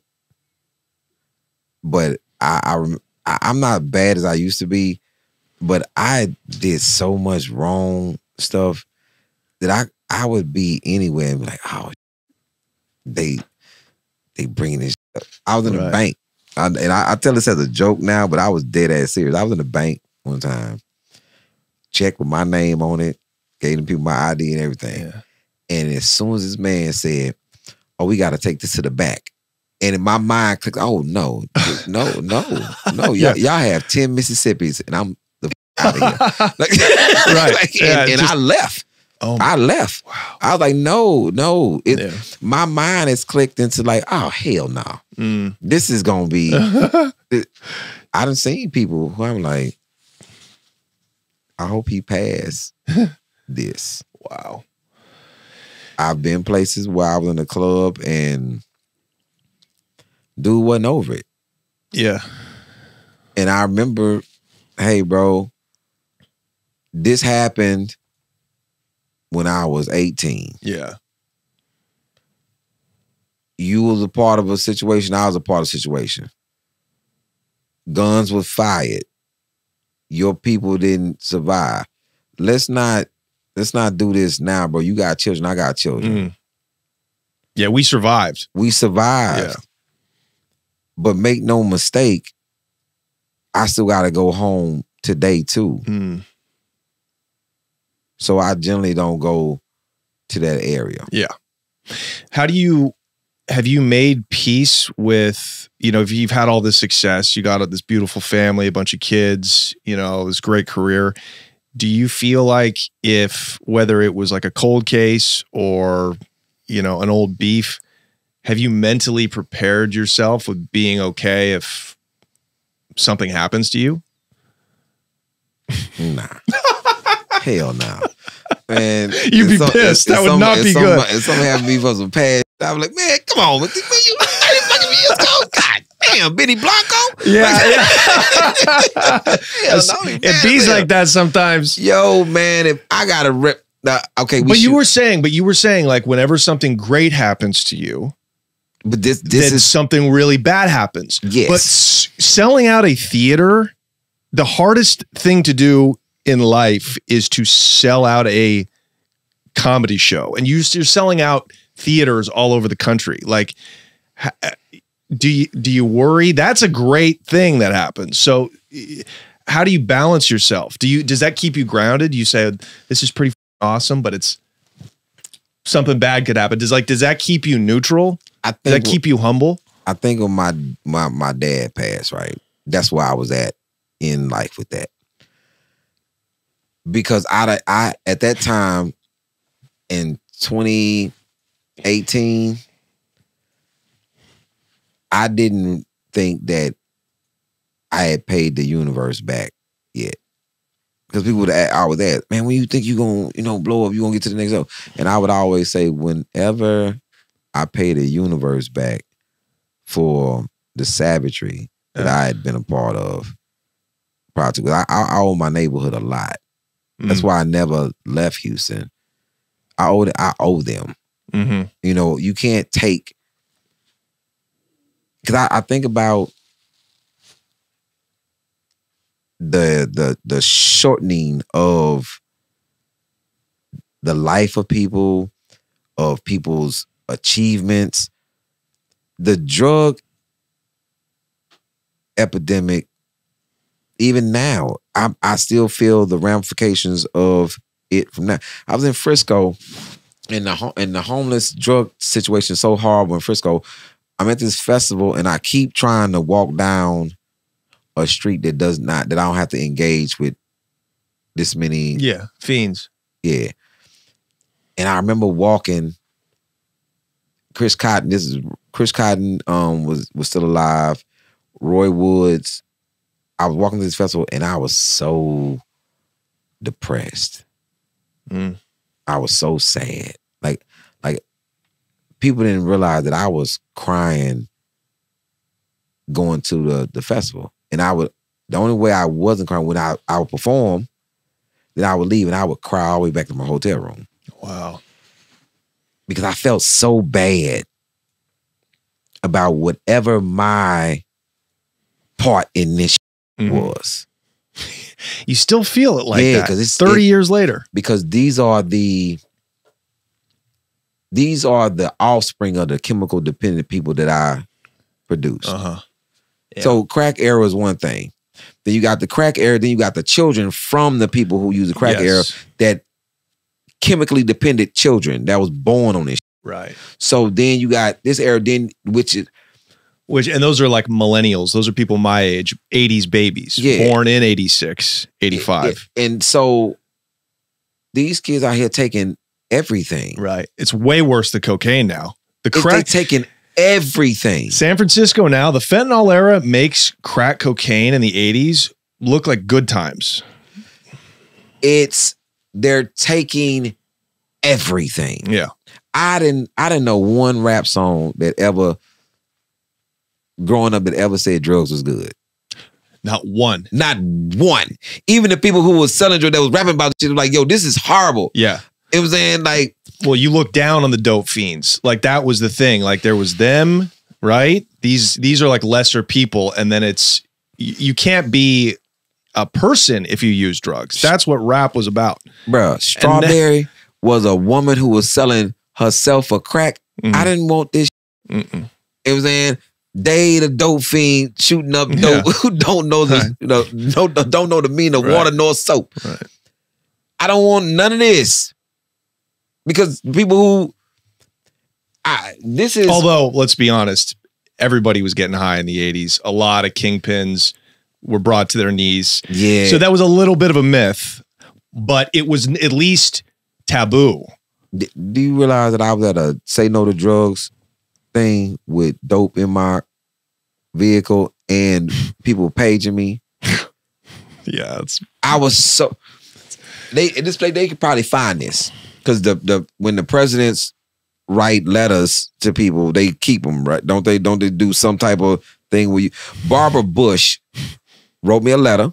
Wow. Because I wrote a letter to the White House. They can find it. While you were locked up? No, I was in high school. I was in the streets actually actively selling drugs. And I wrote a letter to the White House about the drug epidemic. Barbara Bush wrote me back. They can find it. Wow. I guarantee it's in their archive. They can find it. You haven't saved the letter?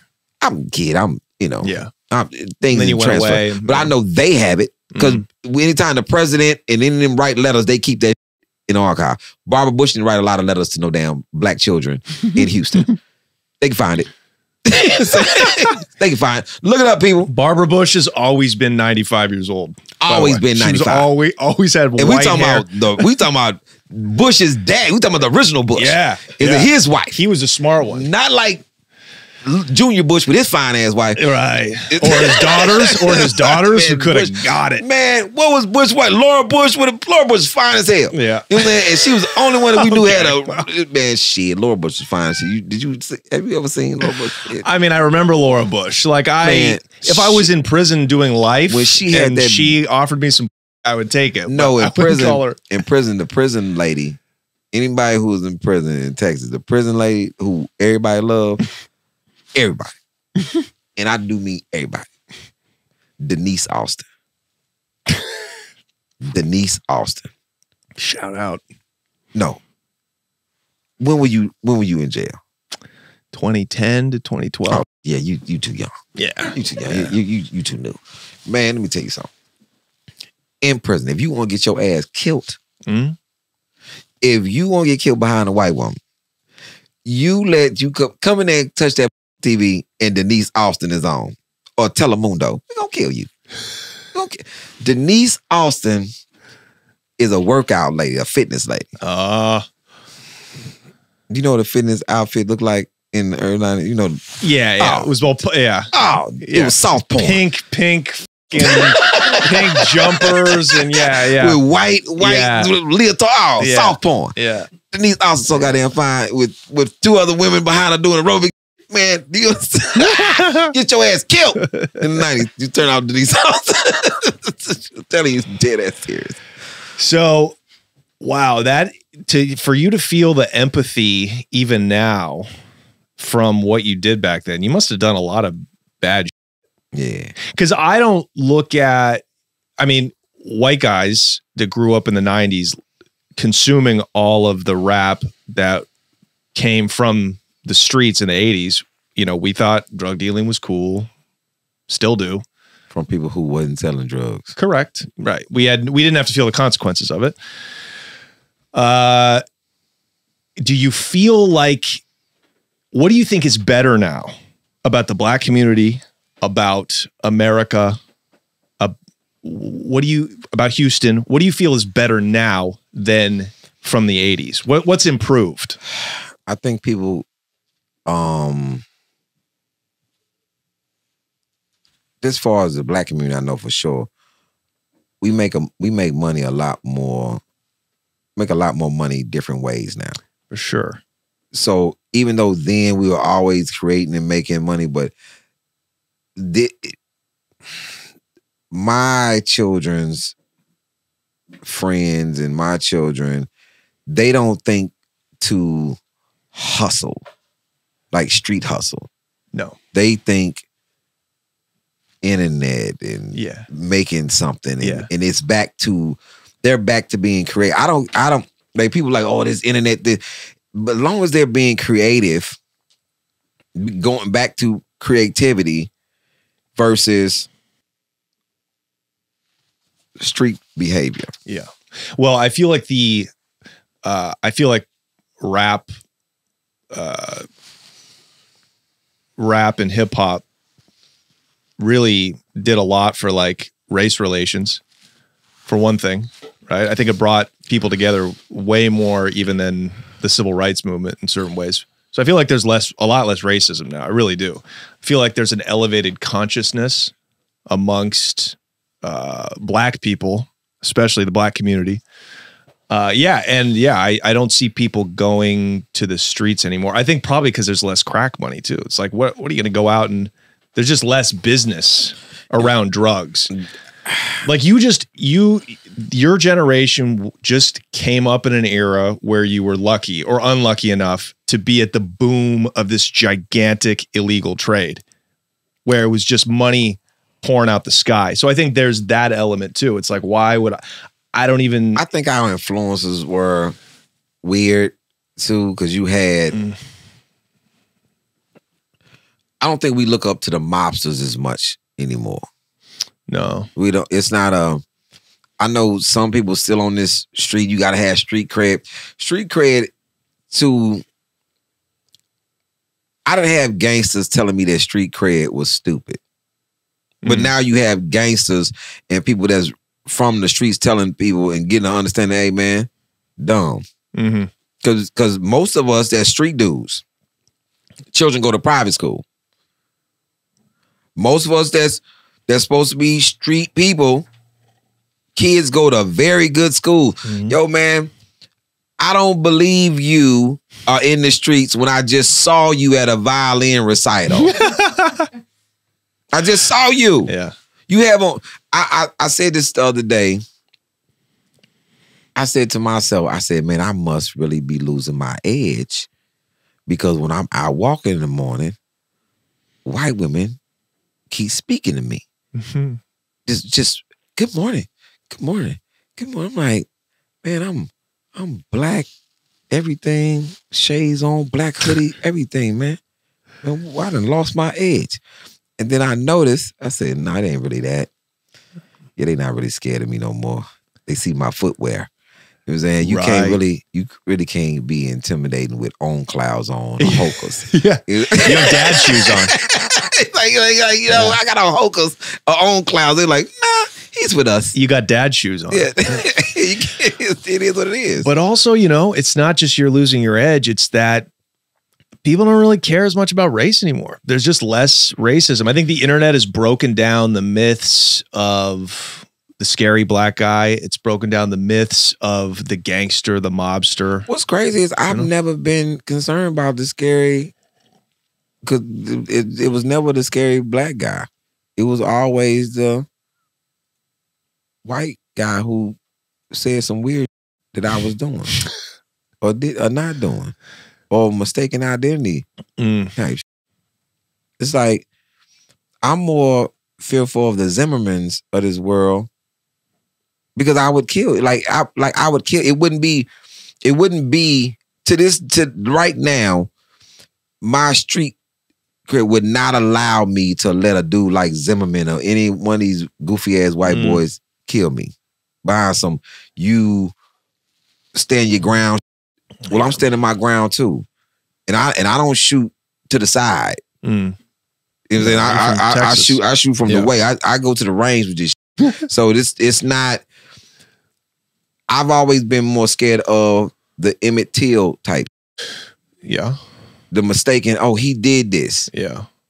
Because in my neighborhood, they know what I'm doing. Yeah. And they not out there pointing at me unless the cops go, who's selling this ass? No, it's always the old man. The old man to tell you in your face, you selling the drugs right there. Like, damn, Mr. Charles. Like, but yeah, I'm more afraid of, and always been, I'm more afraid of the lie or propaganda. You know, because I'm still looked at in a certain way. And it has nothing, and this is when I'm 100% legit at this point.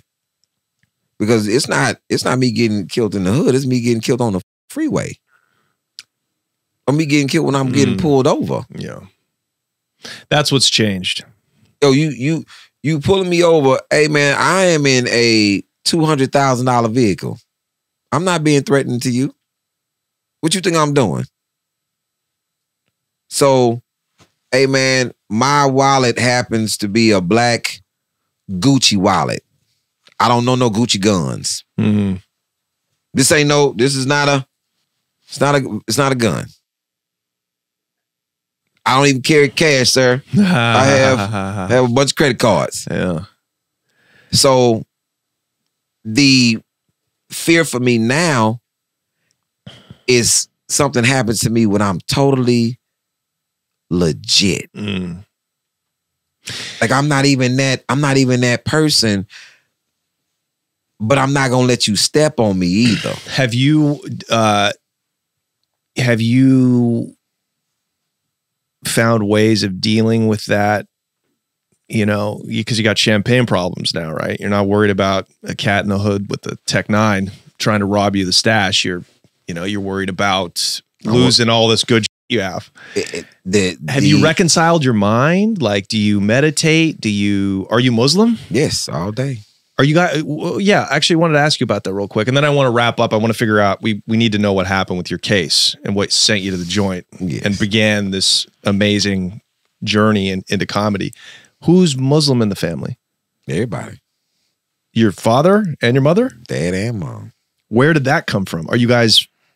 I have no idea. I wasn't born yet. Are you guys recent African, like East African or anything like that? When I was born, my dad was already Muslim. I don't know how he got there, but I don't know why he stopped being. My mom took Shahada maybe, I'm going to say 15, 20 years ago. Okay. So all of my kids Muslim. So does that help you at all? Like stay grounded? Yeah. Maybe doesn't that help with the fear of death? Like aren't Muslims, you guys are supposed to be not scared of the afterlife. I don't have no fear of death. I just have a fear of getting killed in a certain way. I hear you. The death part is, because this is why I am like I am now. People don't realize this. I probably spend more time in a day thinking about death than most people.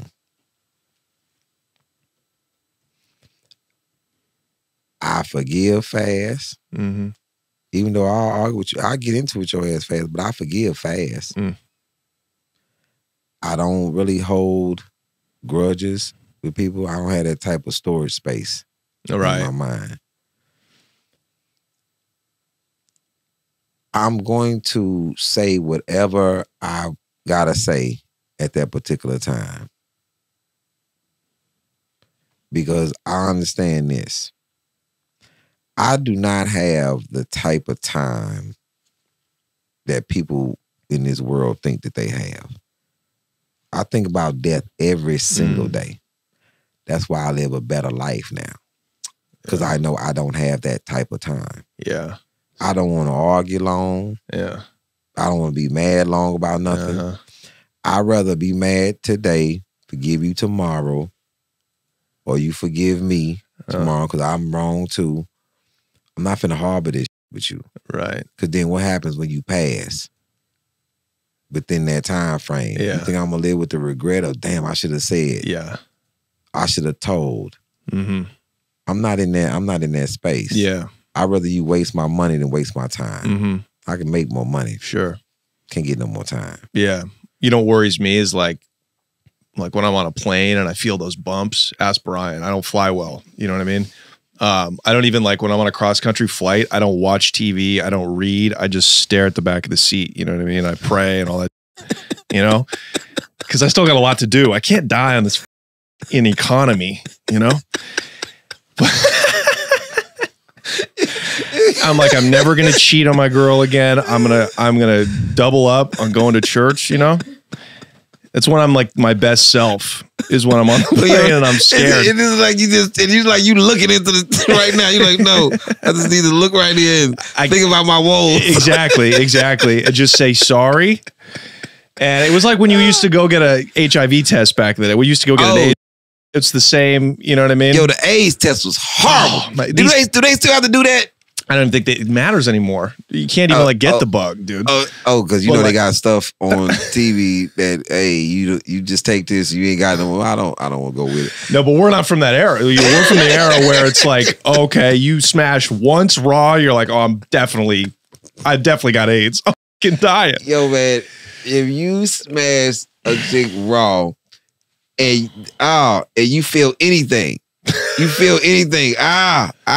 over.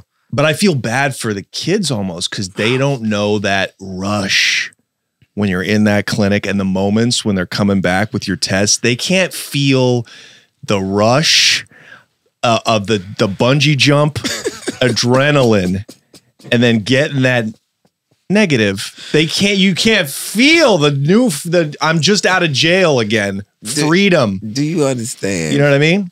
That now a kid, if you got HIV in West Hollywood, they're like, oh, I'm not canceling my Coachella tickets for this. You know? I'm still going to concert. About being sick. Yeah, exactly. And I'm hooking up that night. Yeah. Did you take your a breather or whatever that shit is? You can't catch it when you take that, right? Yeah. But anyways, my point is like when I feel the fear, I'm like, okay, I need to live better. That was the point. I'm like, okay, I shouldn't be so scared of death if I'm living right. You know what I mean? So that's how I see it. But anyways, go on. It's going to happen. It's the only guarantee. Mm-hmm. And I got to tell my children, hey, man, you got to take advantage of me while I'm here. Yeah. Because you're going to wake up one morning and I'm not going to be here. And it's not like I'm out of town. I'm not coming back. Mm-hmm. Just like I think I lost a son. I lost my sister. I've lost a lot of friends. And me just compartmentalizing death and how it's going to happen, how certain it is to happen. Even with my friends, man, I'm really hard with my friends. Love them hard, fight them hard, do all that. I gotta get everything out of you before you not here no more. Right. Cause man, I relish the days that I could fight with my partner Fuddy again. You know, right. You know, I could argue with one of my boys and over nothing. Right. And call him, man, you old bullshit. I relish them days. And I generally don't make this mistake. If I think about somebody, I call them right away. I don't let it pass. And in comedy, I generally take, even when it's uncomfortable to me, I generally take the opportunity to do something with somebody. Man, Patrice O'Neal, right? Patrice, I'm supposed to do a show with him. For some strange reason, there's an ice storm. It's an ice situation in Houston. Like the freeways are frozen over. It's 296 wrecks this particular day, right? Patrice comes to town. He's like, yo, are you coming out to the show? And I'm like, Patrice, I'm not risking my truck to come out and see you. I'm not doing it. Oh no, I know how this is gonna end. Yep. No way. So you never talked to him after that? And he passed. I'm in Mexico. David Arnold hit me. Yo, thought I had your number. Here go my number. Call me. Need to talk to you. I say, yo, I'm going to hit him when I get back stateside. I sit on my face. I'm gonna hit David on when I get back stateside. And he was gone when you got back. Yep. He was a great comedian too. Yep. Wow. Yeah. Well, in comedy, I think it's really easy to lose touch with people because everybody's off in their own universe. Everybody's just traveling. Everyone's always on the move. It seems like that, but then it'll be people that'll let you know that it's easier than you think. I called Roy Woods to mess with him. Just to mess with him, to ask him, could I open for him? We're in Portland. He's such a great comedian. In Portland, I call him. I'm like, yo, hey, man, I see you in Portland, man. I just wanted to know, could I come? And before I could even get it out, you're in Portland on the other side of town. I want to hear that, Ali. He knew where I was at. Yeah. He knew I was in town, too. And you generally can keep up with the people in comedy that you want to. Yeah. Because you actually, once you're an actual friend, not a comic that I know, not a comic associate, or, you know, I worked with you one time in passing. Talking about somebody who I actually know. Yeah. That'll get on the phone and call. Like, I don't come to LA much, but when somebody calls me, I'm going to get on a plane and come. There's no way in the world Earthquake could call me and say, hey, man, I'm having a birthday party. I would like for you to come. And me not get on the plane and come to Quake's party. Well, you know, it's going to be a fun birthday. You know what I'm saying? Bill Bellamy and Tony Roberts having a thing at Pool Hall at the Family Billiards. They hit me. I'm coming. You're famous now, bro. You know that? No, I'm just... You got some juice, bro. You're up there with these guys. Really willing to come and hang out with my friends that's in stand-up. If Ari called me, if Bert called me, you know what I'm saying? I'm going to come and hang out. Because in my mind, it's not a lot of people in this business that's genuine. So the ones that are, you make every effort to... Yeah. Man, like, if DL called me for anything, I'm coming. Yeah. Anything. That's my... Man, that is the... He's the pinnacle of support for me. Yeah. Like, right, it's... I don't have a mentor that I can't get on the phone and call. You know, my influence are the people who I'm actually around, I can still call. Richard Pryor, yeah, you got me to like laughing at comedy, but also Don Rickles did too. Right, yeah. Carol Burnett was a huge influence on me. Yeah. You know what I'm saying? In comedy. Because I'm going on the comics that I saw on TV first versus what I heard on the albums. You know, I'm watching Hee Haw and all these things and thinking that these things are hysterical. So, when you have a mentor like DL that you can actually call and somebody can navigate, like Dick Gregory, I could call him and ask him real quick. You know how many times Dick Gregory stopped me or DL stopped me from whooping the out of a comic? Like, I'm gonna whoop the out of somebody who I was a fan of. for disrespect. Wow. Who? Paul Mooney.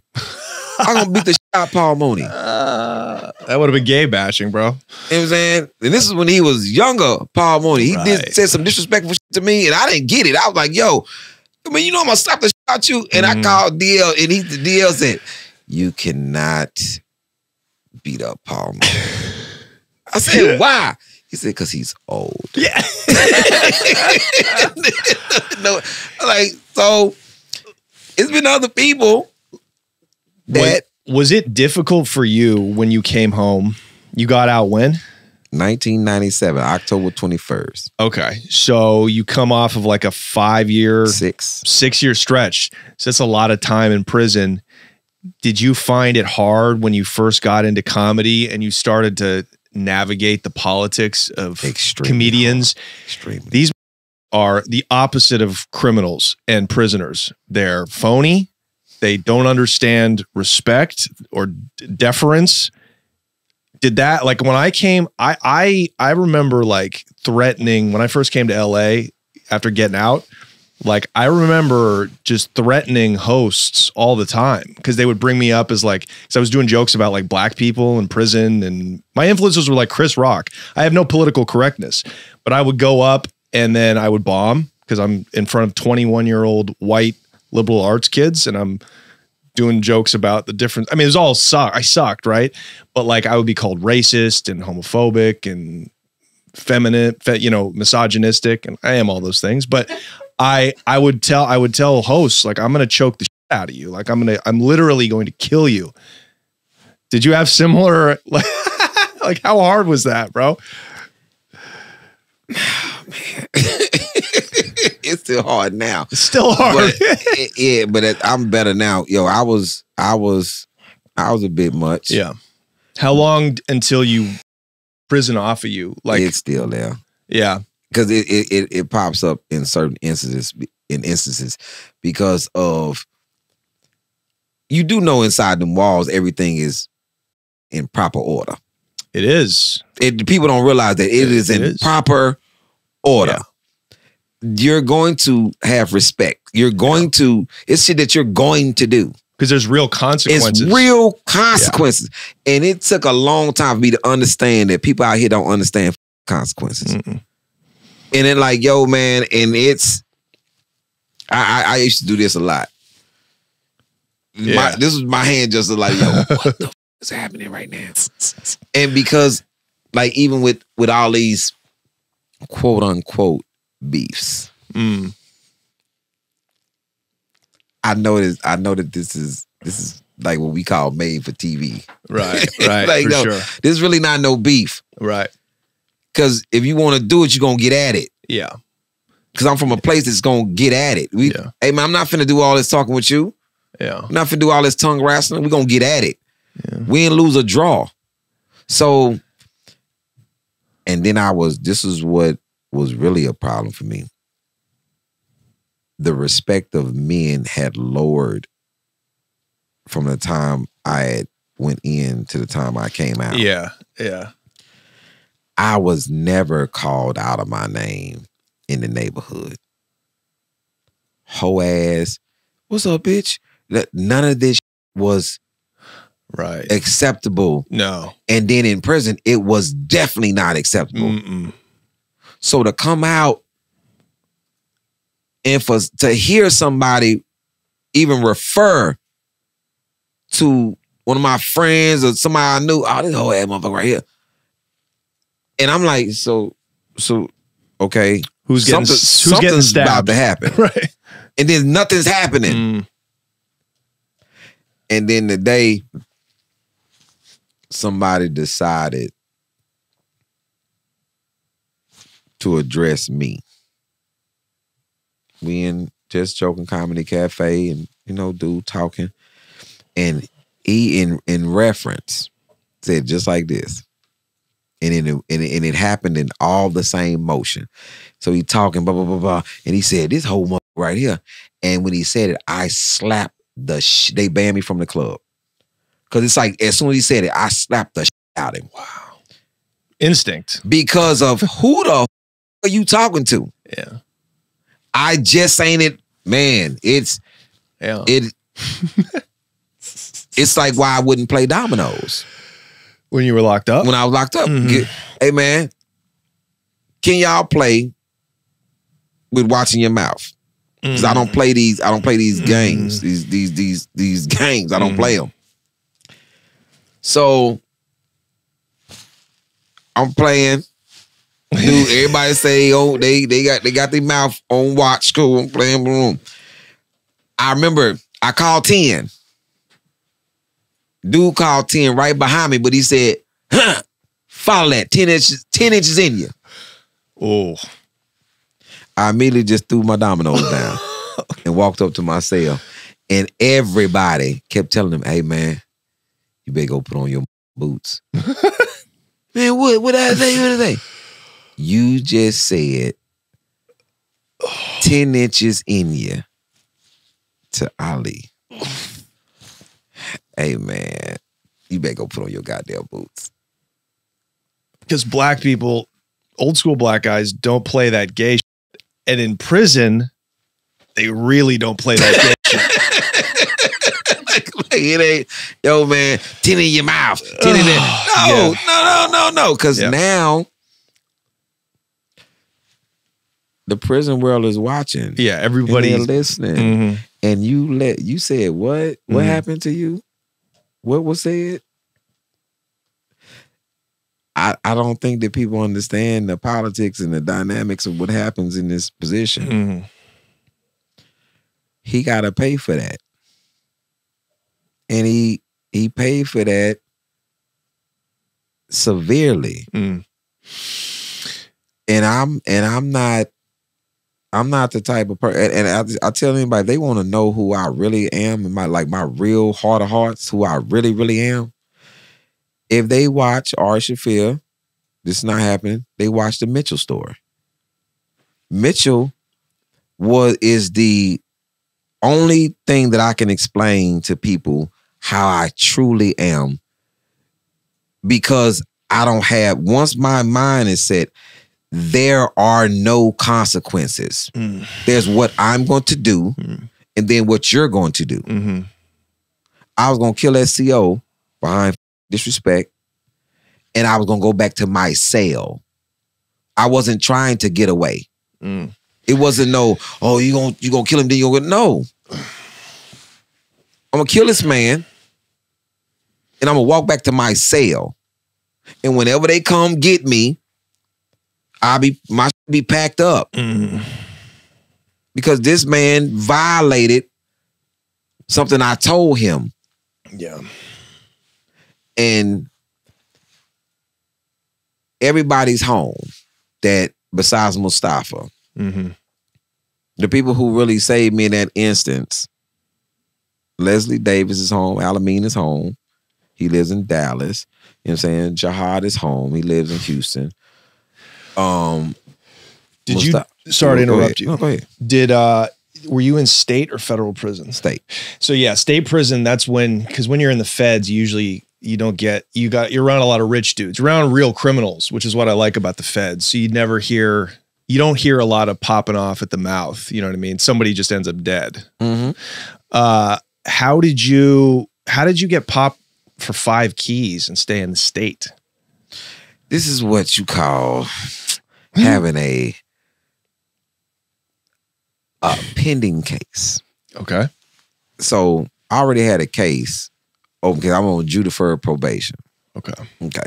So by the way, let's bring it all home. When did you catch your first case? Yeah, and then just only case. Okay, gotcha. And you're real quick. I'm sorry. I just want to set the stage because we detracted a little bit. You're now making money. A lot of money. And you're basically wholesaling keys, or what's the hustle at your pinnacle? The team. Yeah. Okay. So this is Charles' deal. Okay. This is not my deal. This is Charles's deal. And I make emphasis on this. He had this deal. We partners, true enough. I didn't come up with this. He called me, hey man, I got this bird. I'm like, cool. I'll roll with you. Because I'm telling you, I'm on the way out. This is I got enough money. Right. I'm straight. Uh-huh. He got this little dumbass deal that he's trying to do for this dude named Kevin. Shout out to Kevin. He's still alive. I just saw him. Kevin needs this deal. Oh, I'm gonna get these bricks for my boy. Cool. I help you go with it. My best friend, GT, he's still alive. GT said this. He said, hey man, I don't feel good about this one. I ignore it. I'm rolling with Charles. Packed the shit up for him. We're rolling. Packed what up? Packed the dope up for him. Okay. You know what I'm saying? How much dope? 5 keys. Okay. Got in the bag. Boom, boom. I don't think Charles got this play all the way together. The whole time. The whole time I keep saying, yeah, I've been rolling with you, bro, a long time. You should listen to me. I'm like, yo, man, I don't. So we get, never forget, we get in Ash van. It's me and Mo in Ash van. We leave. I keep seeing police the whole entire time. And I keep saying, I'm like, that's a cop car right there. That's weird.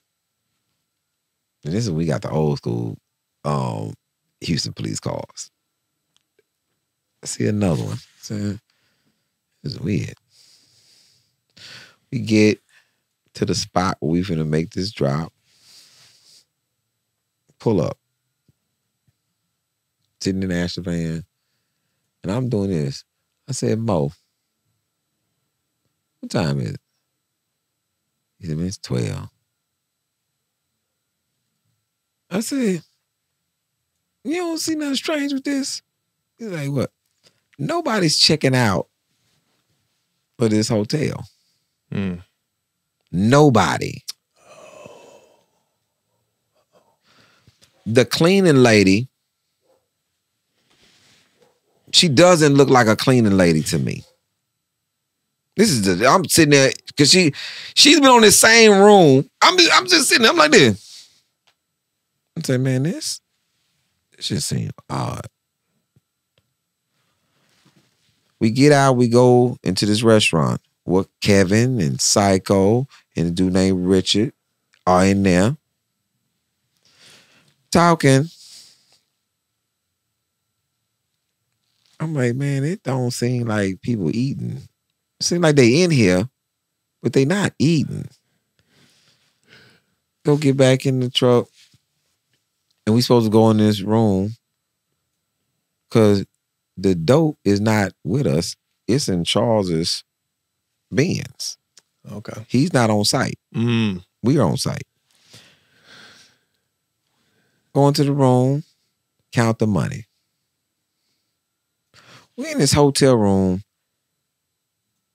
I know most people, Muslims keep their door closed because of the jinn. We believe that the evil spirits are in the bathroom. Good and bad jinns are in the bad jinns are in the bathroom. So we keep the door closed. Mass majority of people keep their bathroom door open. Yeah. And you'd never met this guy that you were selling the kilos to? I don't know. Kevin, this is Charles's friend. I got you. Okay.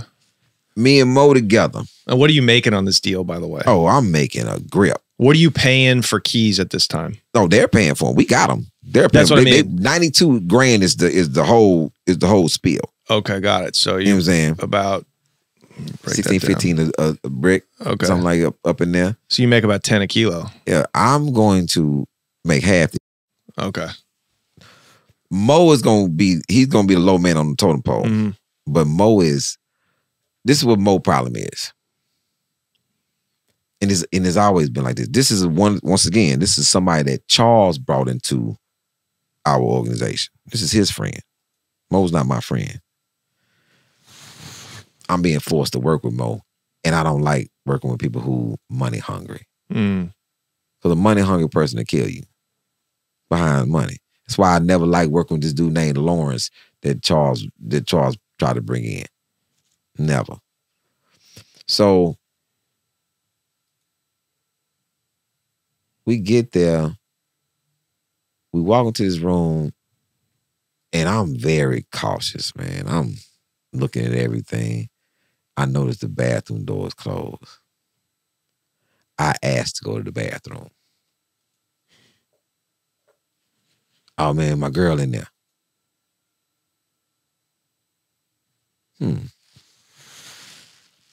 God is my witness. I say, well, let me see the money. They bring the money out. Black dude, light skin, freckles. Put the money on the table.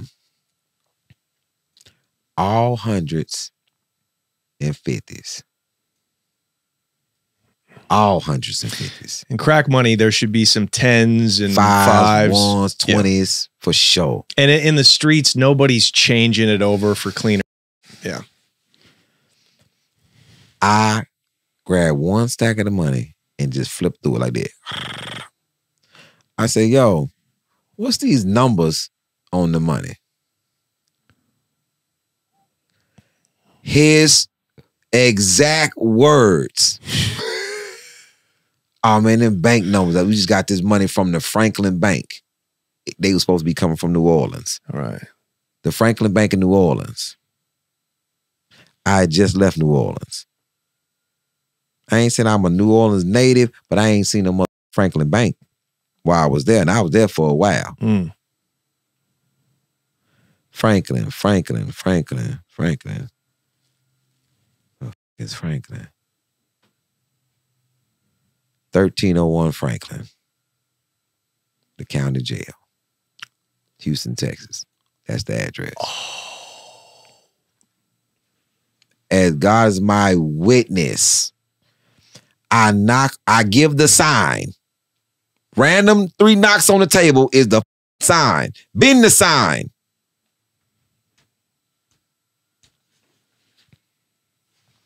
We outside. I say, and the feds got this on camera. They got it. I say, Mo, this the feds.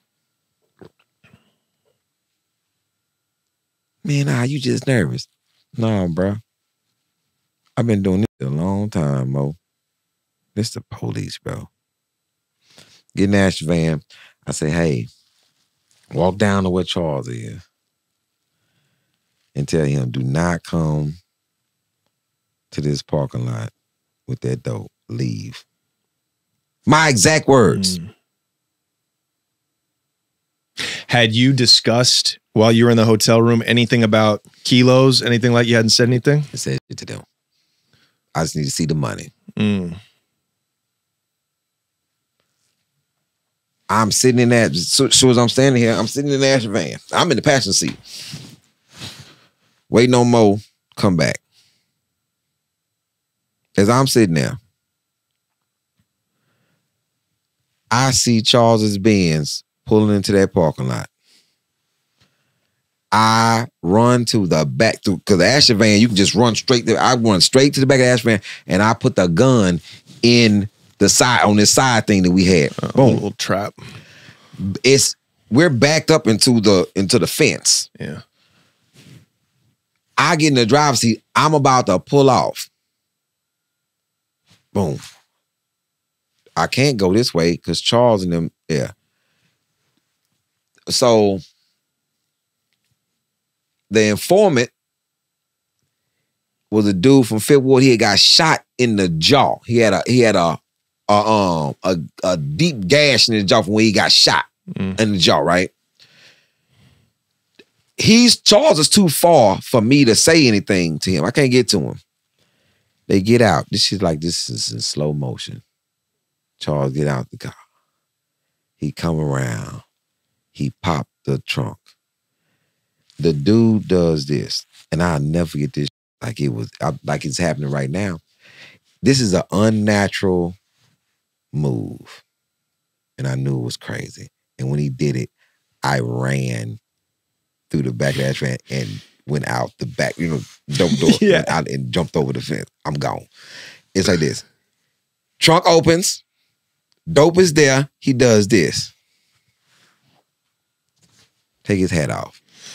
Like, wow, look at all this dope. Yeah. No, this is the signal. The feds. That the dope. If I tell you, just imagine, this is, so we in this in this parking lot of this hotel. Just imagine right now, I clap my hands and 15 people appear in this room. This is what the feds came out of everything. Didn't I tell you that cleaning lady? Right. Not a cleaning lady. That's the people in that restaurant. They coming out of cars. Wow. It is like a mad rush on this parking lot, and they got some dealings to do with me. I'm fasting them. I'm over this fence, and I'm gone. So we the Bayou City. All these bayous connect. I'm running fast in the moment, and I heard them. We got one over the fence. You got to run. I'm gone. This is my whole mindset. I need to get to Brays Bayou. This is the bayou that's close to me. I need to get to Brays Bayou. If I can at least jump into Brays Bayou, they gonna have hell trying to catch me because this floats. this floats all through Houston. I'm swimming. I'm in the trenches. Once I get this bayou, they're going to have, man, I don't know how you're gonna find me. Yeah. Because I'm going to be like a log. Just I've already had my mouth above the water before. Man, and so I'm running, right? And one of the feds does this. And he grabs my shirt.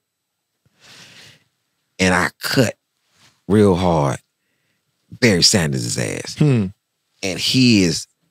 I know he's pissed because he got all this, and I see him fall and his rifle and him just rolling, and I'm gone. This is when I thought I had got away.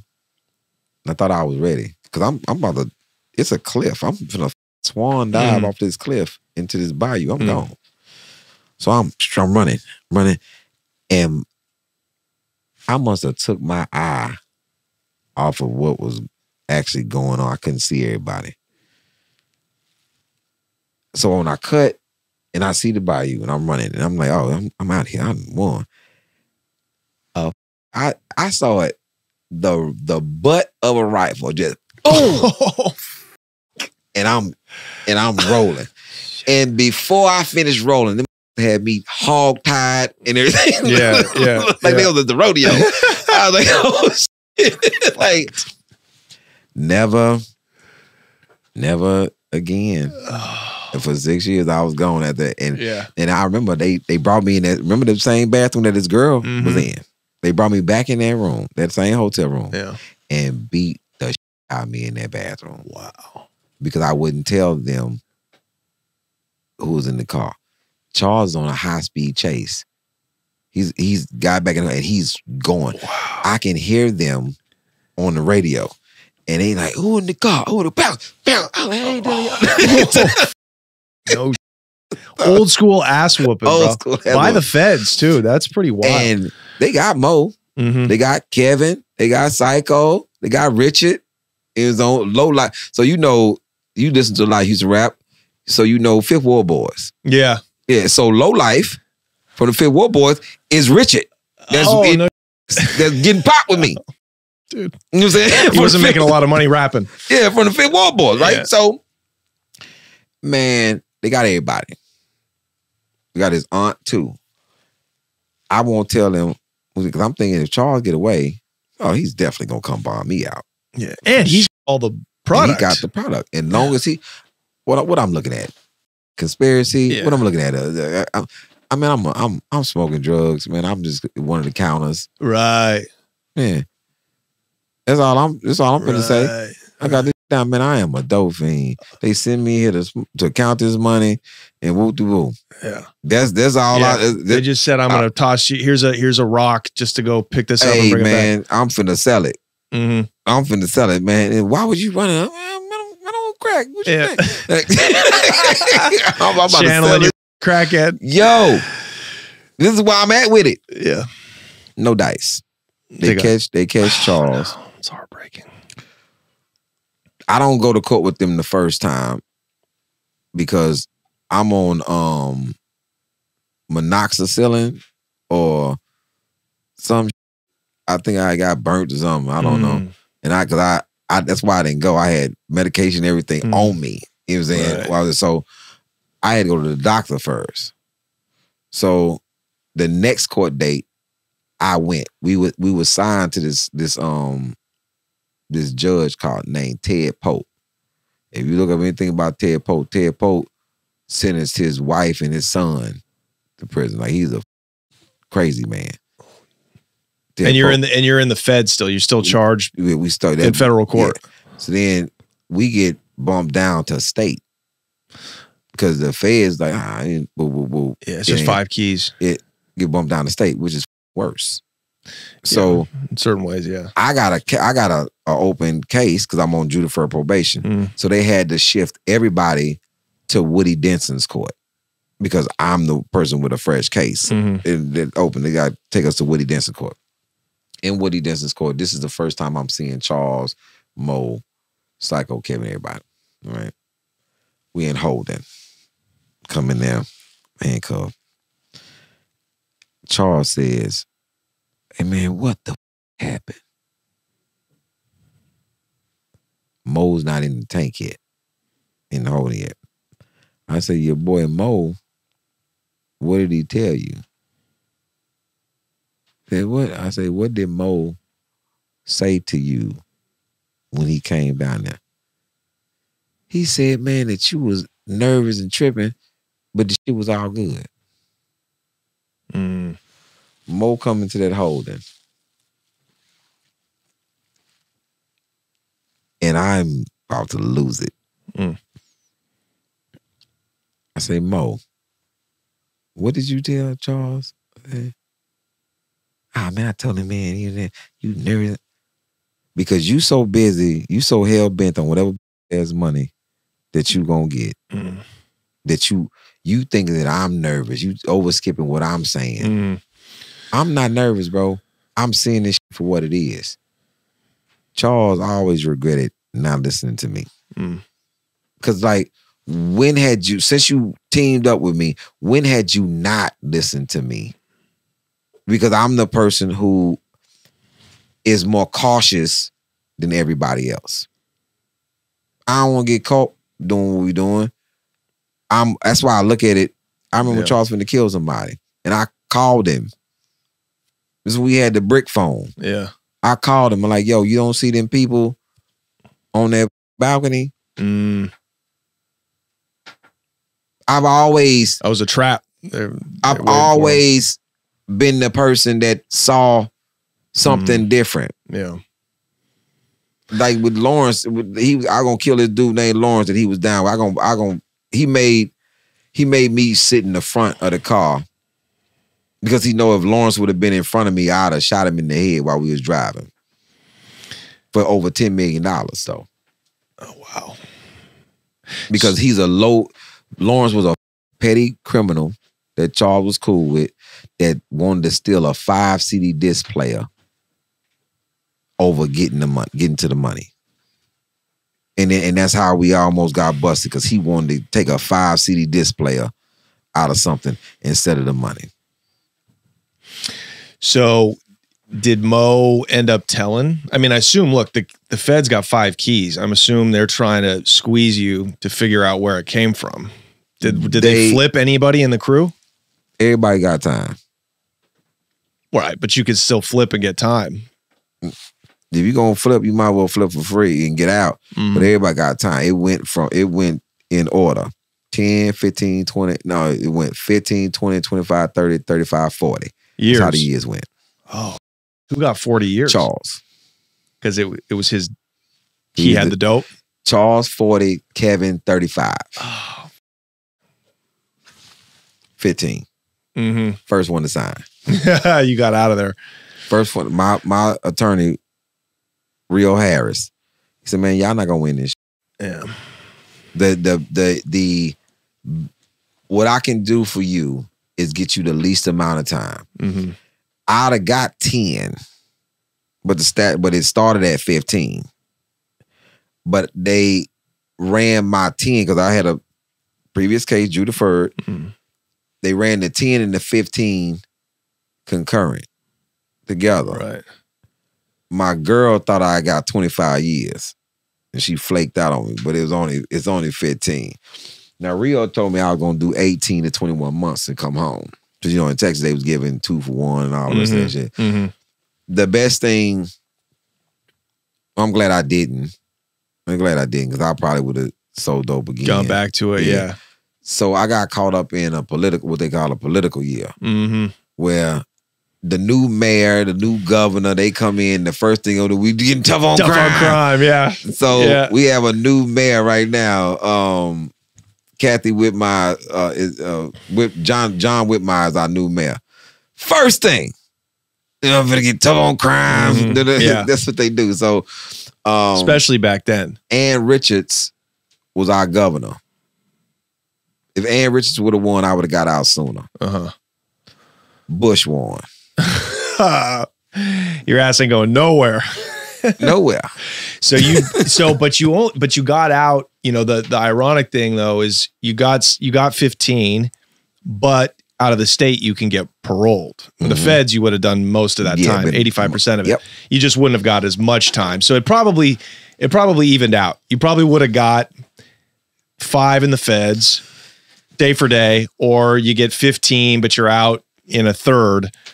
In the state, the feds, the feds are weird because we went to first federal court. They say they try to trick you. Oh, we're gonna give you 300 months. Yeah. It sounds low.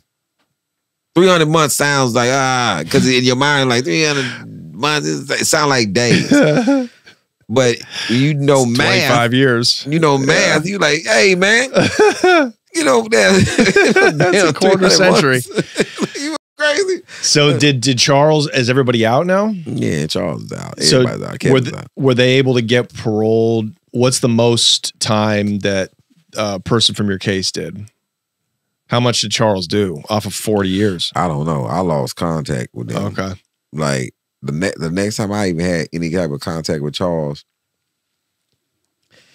he had called me and he had like some PlayStations on a truck or some shit. I'm like, still doing crime. Foolishness. Damn. Still doing. Hope he's okay. I don't know what Mo's doing.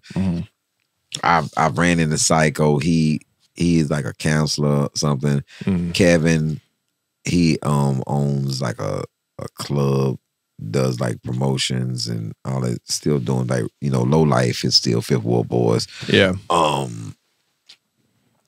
I think he was the one that got off with probation or something. Because he wasn't directly involved in it. Yeah, he was just there. He was just there. I wish I would have been just now. Yeah. Well, look, it's led you to where you are now, and you've got to get out of here. You got a hard out now, but I could do another 4 hours of this. You know what I mean? This is absolutely a treat and an honor, man. Thank you. So since you've been home, it's been decades now, but you got a half hour on Comedy Central. That's amazing. You were the first person to do the prison special. Yeah. Go check that out. That's like your first introduction. He has so much work. Comedy Central, I did really good with Comedy Central. Then I did the half hour, then I did the full hour, and then all the features. And, Ari's show really turned it around for me. Yeah. Well, that's when the internet started overtaking all that. So, look, Ali Siddiq all over YouTube. I mean, what should people that are just finding out about you watch first? Do you want them to watch this newest special first? I would prefer them go back to Domino Effect, the first one. Yep. Then go to 2. Then 3 will be out Mother's Day. And then venture into 4. Okay. But then, Comedy Central has Bigger Than These Balls, which is a good one. They have the half hour. Epics has an hour. But everybody's bought everybody now. So Paramount owns. Right. I don't know what all the stuff is. But if you go on YouTube or you go on internet, I say any of it, man. Yeah. Just start with you. What's the new special? Tell us what is it called? It is called The First Day of School. And it's Domino Effect 3. And this is the first 3 years of me being incarcerated. Like me going to intake and like this is it if they would have showed me intake as a youth, I probably would have never went to prison ever. Like intake is the worst. It's the worst. And this walkthrough and just being incarcerated, period, just having to get acclimated to this new life. Yeah. Because it's definitely a different world. As you say, and to me, the bit that blew you up, Mexicans Got on Boots, about the first prison riot you were ever a part of. Nobody tells you the rules. They just throw you in here among with grown men and say, figure it out. Figure it out. Yeah. I'm 19. I just turned 19. Like 4 days. You're a kid. 4 days after I went to, I turned 19, I went to prison, and you have no idea. And like October 17th is my birthday, right? October 21st, I'm locked up. No rules. No handbook. No nothing. There's a lot of prison rules, though. A lot of There's a lot of unwritten prison rules. Unwritten prison rules. Like, where's this written down at? No, you just know. Like, but then you see it. And the longer that you're there, you understand. Because these are actual, like, the laws of nature. This is how nature runs. Yeah. And like yeah. It's very animalistic in many ways. It's primitive, I'll say. But it's fair. It's not supposed. If prison was easy, what would deter you from doing crime? I have no problem with coming up and. I remember when we was getting ready to do the prison special that most of these guys were from California and they thought that San Quentin was it. And I was like, hey man, let me explain to y'all something. I don't care about Attica, Sing Sing, San Quentin, Cook County. You know how I know that's different? Because they give you access to see it. To what? They give you access to see it. Oh, to see it. Oh, right. You know what I'm saying? You have access to those people that they very well-known prison that people have access to. Yeah. You know what I'm saying? You don't have any access to a prison that's in a small town that everybody from this town works there and their relatives. And there's a reason for that. You can get killed by the officers and get put in holding and nobody knows that you dead. You can get Texas prison system is the worst prison system. This is third world. Like this is, I don't give a damn, but like everybody like, oh man, we was doing places, we was going around looking for places to do the special. Yeah. Texas said just like this. That man said, nah, we don't do that here. You ever notice the show Lock Up? A lot of prisons been on there. Not ours. We're not going to show you what goes on behind these walls. Yeah. And they was like, well, he was here. Glad you survived. That was it. Yeah. They was like, no. You take that Hollywood to San Quentin. Go and the man said, go play basketball. Right. And at that time, they had just let the Golden State Warriors go into San Quentin and play basketball. Safe ass. Right. Yeah. They would never let the Rockets come play basketball in Texas prison. You crazy? So you were in places like that? What? Darrington, Michaels, Bill Clemens, Beto, man. Yeah. The county.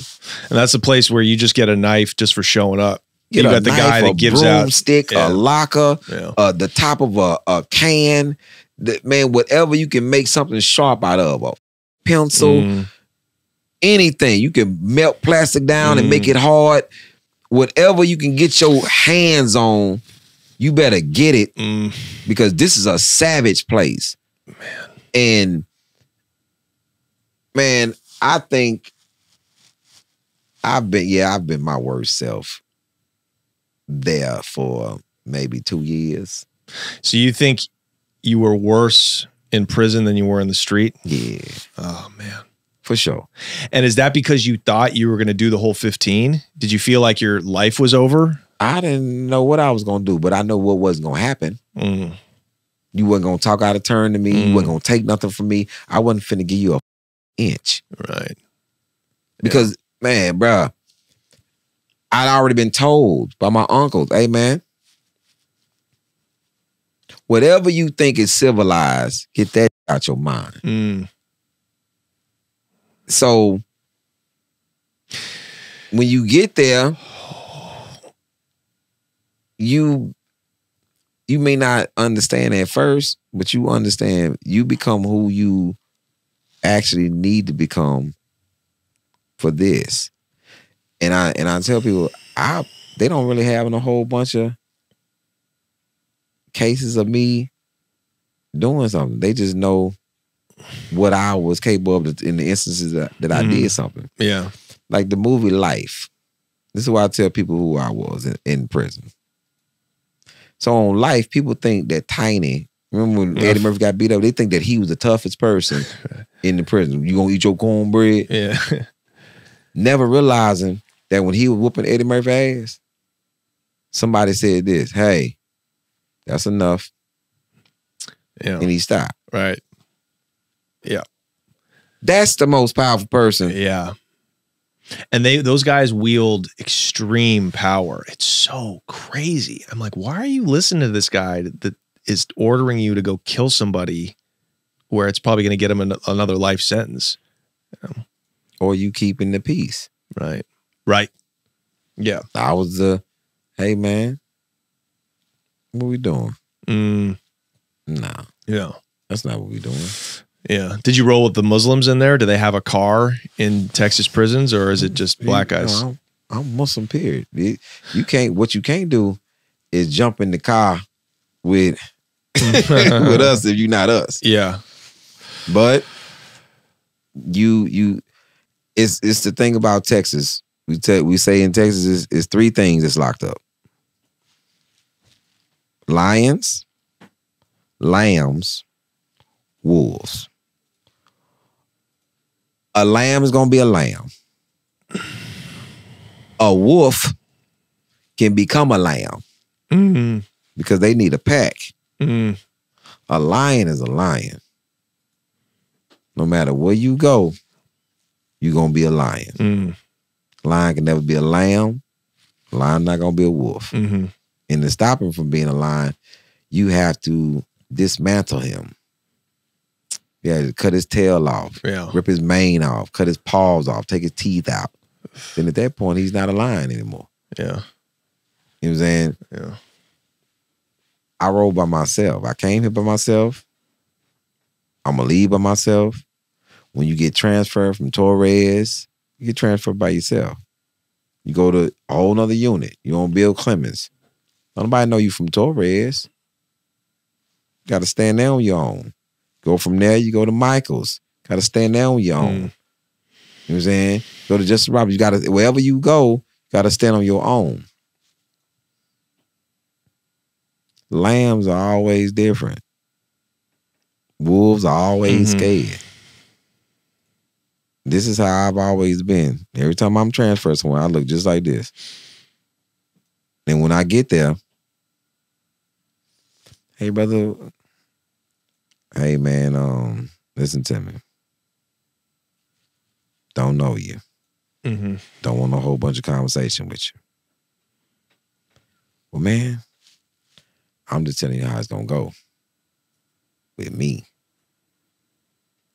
Can't stay in this cell with you. One of us got to go. I don't feel like leaving.